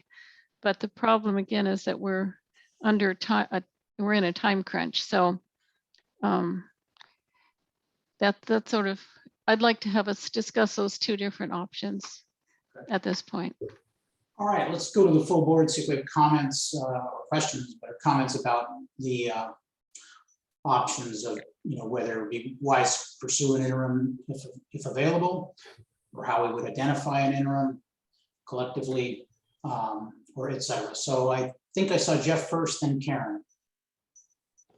Thank you, Chair. I agree with Mr. N's comments. I think the last thing the board needs right now is more turmoil and more work, which looking for an interim director is going to mean for Patty. And I think Patty's very capable of steering this ship through the end of the year. And hopefully by then we will know where the county is at or not at. And at that time, once the JPA has been stabilized a bit, that's the time to look for a director if we think that's appropriate. Anyone in their right mind is not going to want to step into this now, as Mr. Ogren demonstrated. So that's my position on that. Thank you. All right, thank you, Jeff. Karen? Thank you. Well, my first question is, what does Patty think? Okay, fair question. Patty, you want to comment? Yeah, I'd be happy to be interim or the acting director to the end of the year. I agree completely with Mr. Heller. It's challenging to, one, frame the position, right? We really don't know what it's going to look like, who's in, who's out, when they're in, when they're out. These things, you know, when somebody's putting their reputation on the line to come into a new position, they really need to know what the boundaries are. And we can't give that to them at this point in time. So again, I completely agree with Jeff Heller to hold off. Okay, so you feel comfortable then hanging in until at least the end of the year? Absolutely. Thank you. Thanks, Patty. Thank you, Karen. Keith? Thank you. Yes, I would agree. I think we're at a time now where it's critical that we kind of prove our worth to anybody that wants to come in and work for this agency. And I think we have some plans going forward that will be helpful for someone to make that decision. I also think coming up to November and December, we're dealing with vacation months and time off. It might be just a little harder time to recruit anyway. And I'm trusting in Patty's ability to do the job. So I would support waiting till after the first of the year. Thank you, Keith. And Karen, I'm not sure if I actually prematurely cut you off because you said your first question. And were you done? I was done. Thank you. All That right. was my Okay. first and only question. Okay, great. Thank you. John? Yeah, I would support, again, Patty as interim until a date certain. Maybe, I think, again, even first quarter of next year, because even if we get stabilized as of the 1st of January, it's still going to take some time to get a search done and completed, at least 2 or 3 months. So it might be longer, Patty. I don't know if you are thinking that, but to me, again, she's certainly capable of handling it. And at this point, until we stabilize, I think that would be the best path forward. Thank you, John. Agreed. Any further comment? Anybody else? Okay, I don't know that we, Linda, I don't know whether we need a motion or that, because it is a slight change from our previous guidance to pursue a national or pursue a permanent advertisement. Let me go to Robert for comment and you can think about that. Charles, I'll go ahead and make a motion that we keep Patty as the interim director and until the first of the year. And to put on our December agenda to make an evaluation for Patty. All right, thank you, Robert. Do I have a second on that motion and then discussion? Ms. Heller, I'll second. Okay, good. I'm sorry, okay, I heard Jeff Heller first. John, did you raise your hand for another comment? No, I'll be taken down. I'm sorry. Okay, gotcha. All right, I see no further comment. Do we have public comment on this agenda? At this time, if a member of the public wishes to make a comment, you may press the raise hand button found at the bottom of your screen, or if you're on the phone, you may press *9. And I do have one. Okay, Janine, you should be able to unmute yourself. One more comment on this issue. I think it would behoove the agency to put the word out, start looking. We're going to need somebody, and if we don't start until January, then we're going to have this executive director issue dealt with again, and is that going to be another 3 to 4 months later? So I'd like to promote that we would put the word out, start finding some candidates, and they should have gone through. There's so many new programs or educational degrees in waste management at all of our universities, well, many of them, and start recruiting from the industry. So that's my comment. Thank you. Thank you, Janine. Okay, any further discussion? Okay, I believe we have a motion by Mr. Enns and a second by Mr. Heller. Let's go ahead and call the roll. Mr. Enns, Yes. Mr. Heller, Yes. Ms. Bright,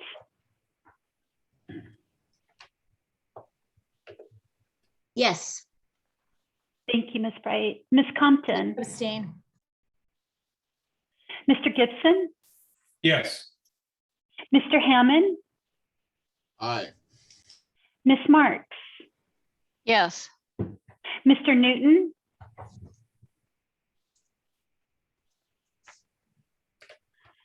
looks like we did lose Mr. Newton. I do not see him here. I will show him absent. Ms. Ortiz-Leg, Yes. Mr. Pichon, Abstain. Mr. Storton, Yes. and Mr. Burbo. Yes. Okay, motion passes with 9 and then 1 absent, 2 abstaining. All right, thank you. So 2 absent technically. Thank you. Gotcha. Thank you, and we will move on to item 15. And I believe that would be Patty. Yeah, as noted in the staff pages, CEW or Corporate E-Waste Solutions has been selected by staff to begin to manage what is going to become a huge problem for this county, as well as every county in the state of California, which is solar panels. As you can see, we went out and solicited bids from 3 different organizations, and CEF or Corporate E-Waste Solutions is the winning bid. And again, we're getting a lot of phone calls on this from businesses. Those solar arrays are starting to fail or start to decrease in power. And so this is going to be a lot of solar panels are going to be starting to come into the hazardous waste facilities in this county. So again, we're just looking for the board president to approval from the board and the board president to sign and update the initial agreement. Any questions of staff?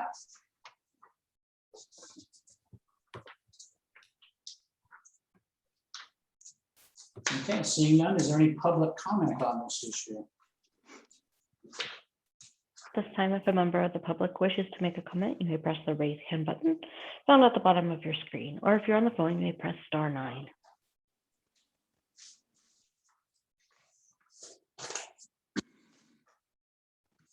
I have no hands raised for public comment. All right, thank you. So now we'll bring it back to the board for a motion. Ms. Keith, I'd I'll like move staff's recommendation. I'll second it. Okay, so we have a motion by Storton, second by Marks. Please call the roll. Mr. Storton, Yes. Ms. Marks, Yes. Ms. Bright, Yes. Ms. Compton, Abstain. Mr. Enns, Yes. Mr. Gibson, Yes. Mr. Hammond, No, Mr. Heller, Yes. Mr. Newton, I will skip, I think he's absent. Ms. Ortiz-Legg, Yes. Mr. Pishon, Abstain. and Mr. Bourbeau. Yes. Motion passes with 8, 1 no, and 2 abstain, 2 absence. All right, thank you. And we'll move on to item 16, which I've put on here kind of repeatedly for us to have a discussion regarding our future meeting format, location. Given what's happened with COVID, we may just want to put it off. I don't know, but having a discussion about our future meeting format and location. We did receive word, I think, yesterday or today, or whatever, that the county administrative officer indicates that if the county actually departs, that we would be welcome to use the county chambers for perhaps another year. But I think the bigger question here is whether we want to meet in person or not. And given what's happened lately, I think it would be premature to do that in October.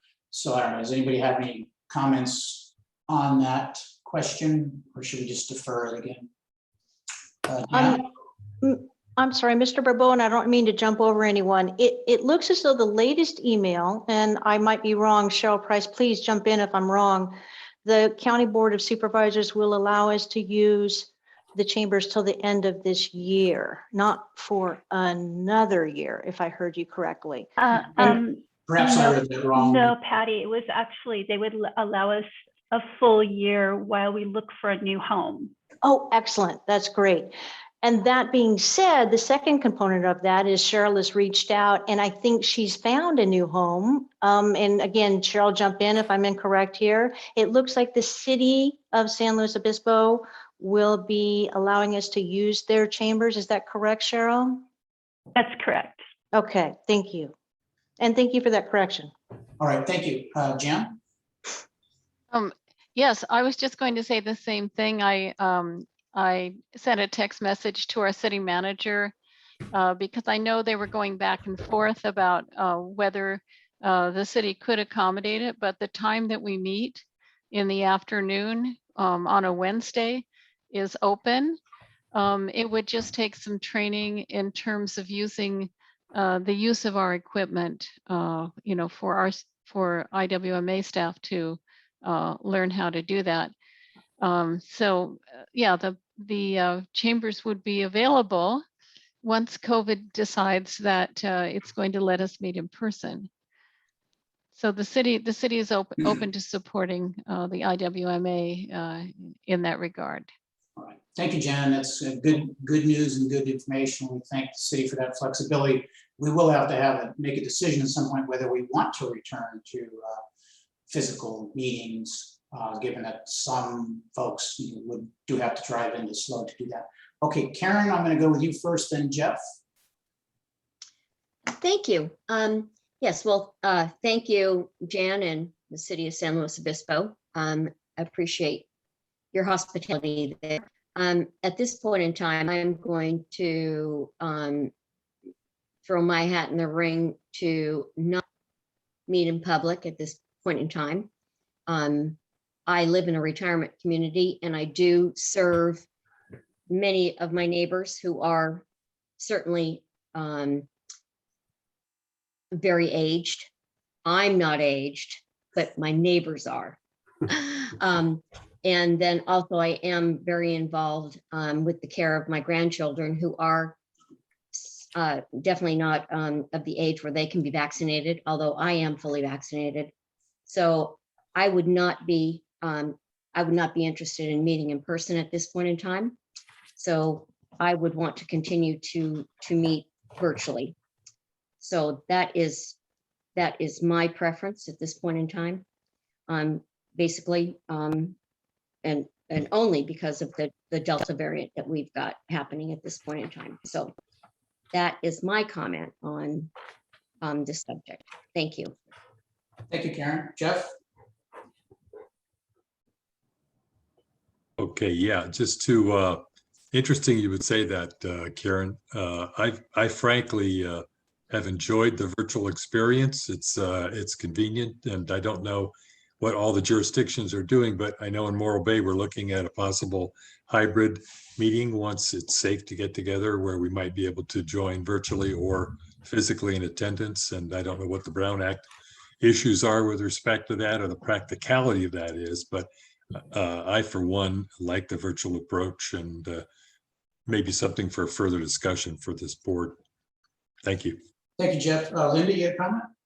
Yeah, we just need to keep in mind that the Brown Act, exceptions to teleconferencing expire on September 30th. I mean, they may be extended, most likely will be, but we just have to keep in mind those concerns.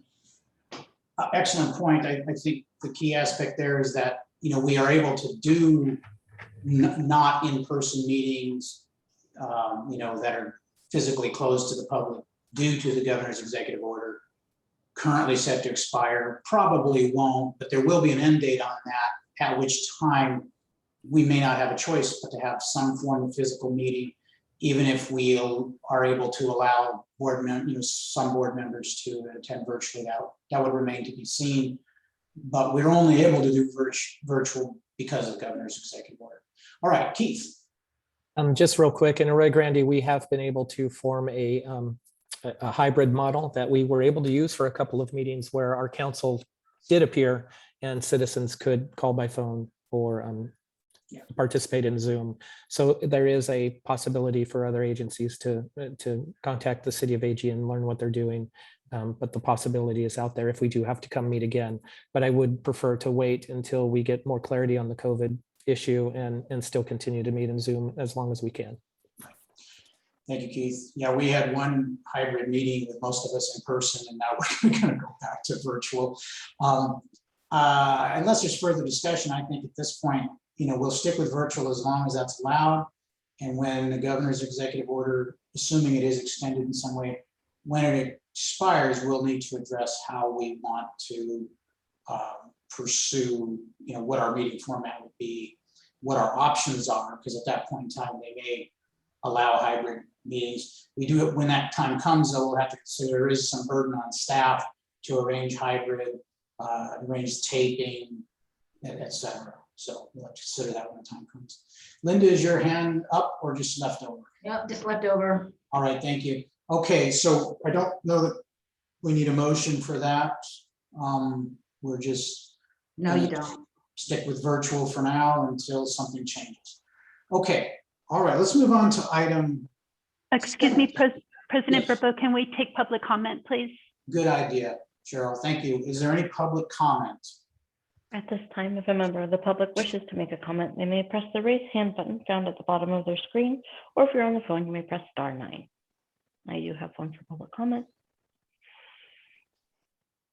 Janine, you should be able to unmute yourself. As a public, one of the only public members that attend, I love Zoom meetings and highly applaud Jeff Heller and a couple of others who said, let's do that. So you got my vote. Thank you. Thank you, Janine. Okay, I think we're ready to go to item. Any further comment, Barbara? I do not have anybody else for public comment. Got it. Let's go ahead and move to item number 17. Any member comments or future agenda items that board members would like to see? Mr. Barbeau, I would like to make a comment, please. Sure. Go ahead, Keith. Then I'm going to go to Karen and John Ham. Okay, no, I appreciate, this has been a long meeting and I appreciate everybody's patience, but I just wanted to share a couple of things and comments where I wasn't sure where the best place was to share this information, but I thought under comments, this would be the best place. From my perspective, I've talked to a lot of citizens, some people in my community and other communities as well that, and have been disappointed with some of the comments that have been made about our organization, disparaging comments about our lack of civility, just kind of the confusions that we've had with some of the recent discussions about working through policies and working civilly. But I just wanted to go through something really quick that I think is important for the public to understand. So I just wanted to make sure I got it on record. When I arrived to the IWMA board in 2019 in January, Mr. Giancola was our acting IWMA director, and his presence was the result of the potential civil and criminal actions involving the former director and a staff member. And at that time, many of you were there. Mr. Giancola, IWMA staff, and the board was in the process of working through a lot of these difficulties and trying to put things in place to stabilize and introduce accountability into the organization. And when I came on board, it was obvious by everybody that was present that they were very dissatisfied with the climate of what was happening to the IWMA. But everybody rallied together to try to make changes to bring accountability back into the organization. So it was really extremely important to right the ship.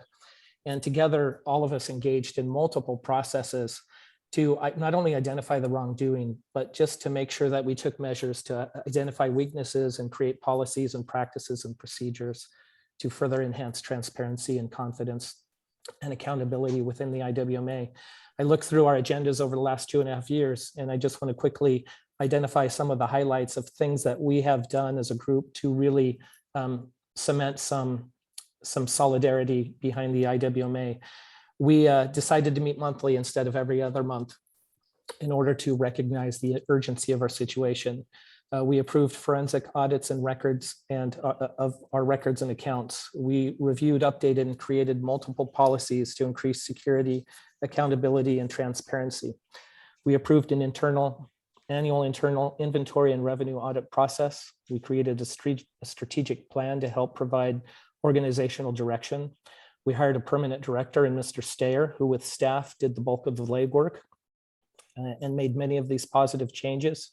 We implemented contracts with county HR, the auditor's office, and IT to create consistency in hiring practices, added expense revenue accountability, and created network capabilities for added security and responsible digital record keeping.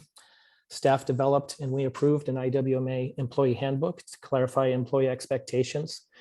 We hired new positions and introduced redundancy measures to stop the potential for employee misuse and theft. And these are just highlights. I'm sure there's other things that I've missed.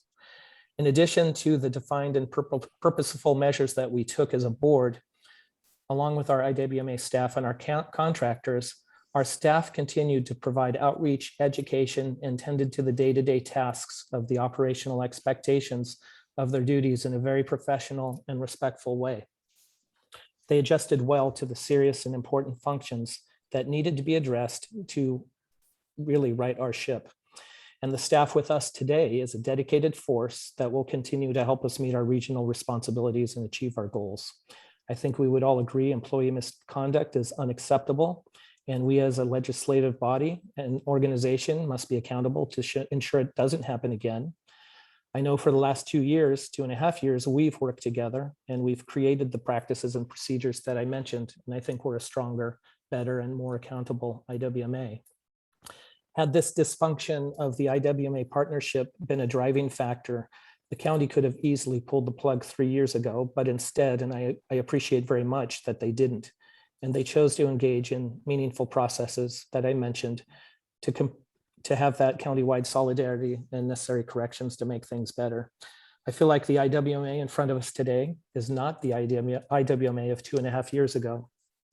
We may have had our differences in a few policy decisions, but overall we were sincere and joined in the need to make this organization whole. We've done good work. There's more good work we can do. And I'm thankful to the current staff's dedication and encouraged by the desire of those members that want to remain and continue with our good work. Our political processes include great diversity of thoughts and opinions. Disagreement is eminent, but actually can be healthy and used for the greater good.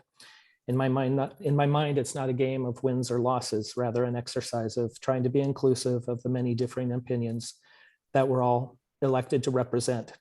I am sorry to see the county go, and I wish they would reconsider, but I do want to compliment this group on the many, many successes that we had. And I think we've had many more successes than failures, but just wanted to provide that comment, and thank you for the time.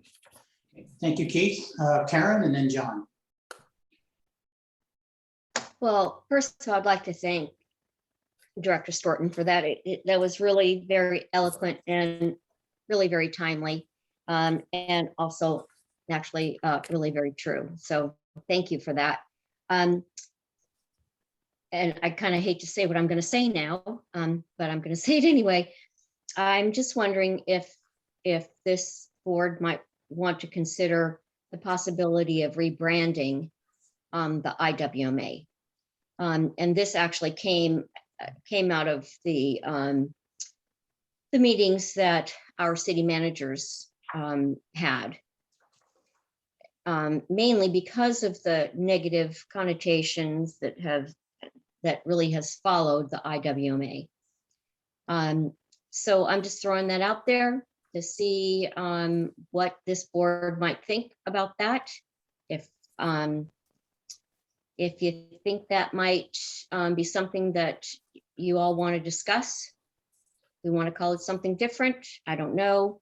But when I say IWMA to people that know waste, they immediately say, oh, those crooks, or something just as derogatory. So there you have it. Something really nice following something really nasty. So anyway, thank you for your time. Thank you, Karen. John? You're muted, John. Yep, sorry. One question I've been asked by several Roblins in our area is composting. And maybe staff can answer this question so I can get back to them. If they have their own composting device and for food waste, how does that fit into SB 1383? In other words, they're doing their own thing.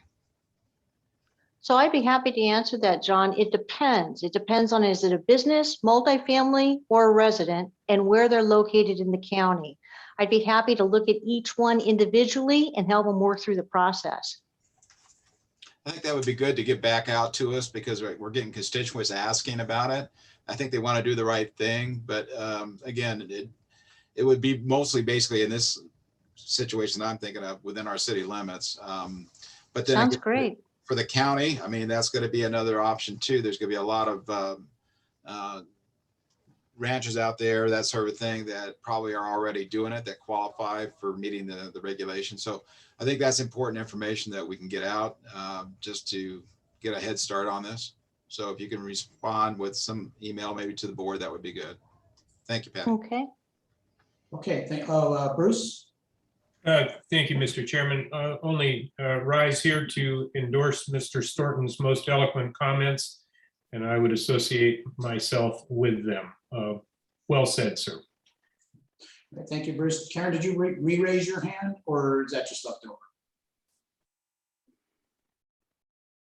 Okay. Okay, got it. Thank you. Jeff, did you raise your hand there? Yes, go ahead. And I meant to raise it. So yeah, Keith, that was very refreshing, and I agree with your sentiments exactly. Karen, as far as rebranding, I hear what you're coming from. There's a lot of negative talk out there about the IWMA, but I think it can be salvaged, and I think it has a bright future. We just have a few bumps in the road we have to get over. And I think we can carry on as we have for the most part over the last 2.5 years, as Keith clearly expressed. So those are my thoughts about that. Thank you. Thank you, Jeff. Robert, and then Jan.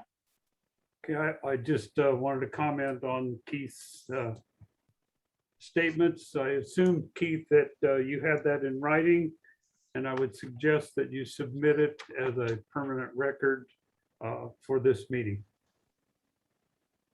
in writing. I can do that. Thanks. Thank you, Robert. Jan? Yes, well, I've been thinking about writing a viewpoint for the newspapers, for the Tribune and the New Times and any other newspapers that would be available, addressing some of these issues that Director Sorton raised so eloquently. So I would like to reach out and say, will you help me start putting it together, and any other directors who would want to contribute. So basically rebutting the false and malicious accusations that were made against this organization during a public hearing a few months ago. And the other thing I wanted to say is that, yes, rebranding is something we can put on our agenda at the point that the county has withdrawn. We'll have a lot of kind of housekeeping items to do. I think it's early to think about any rebranding, but once what we're looking at essentially is an urban recycle or urban waste, or I'm not sure what we'd want to call it, but basically the remaining jurisdictions are the densely populated urbanized areas of our county. So I think that would be appropriate to put on a future agenda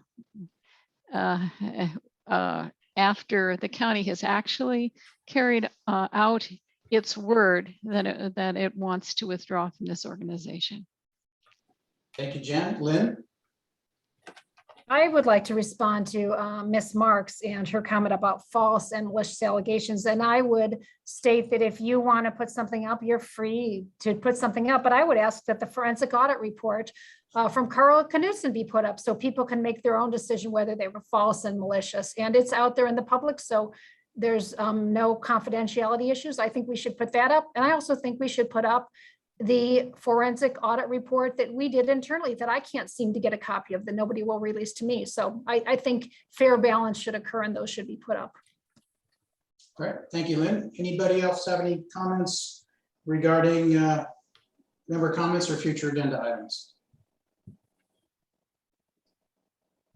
Okay, seeing none, we have a closed session item to discuss pending litigation in the Knudsen matter. So at this point in time, I think staff, Barbara, or Cheryl, you're going to make sure there's no public members, have Yep. staff leave, and then lock the meeting and make me the host. Yeah, before we do that, President Bourbeau, can we please take public comment for closed session?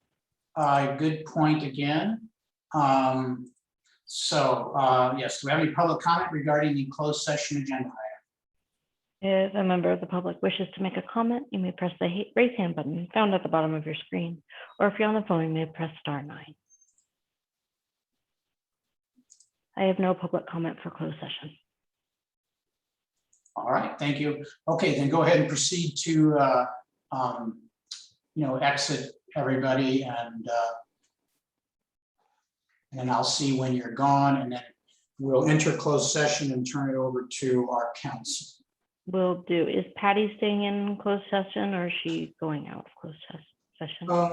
I think in this case, Linda, do you have any comment on that? I think Patty would go ahead and exit here. She's acting executive director. I would assume she stays in.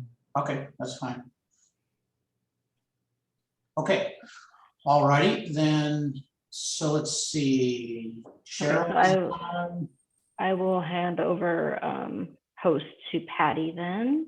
Okay. In case there's any issues, and I'm kicking people out right now, so I'll be gone in just a minute. Okay. Just don't kick us out. I make no promises. It's happened. Yes. And it wasn't even me.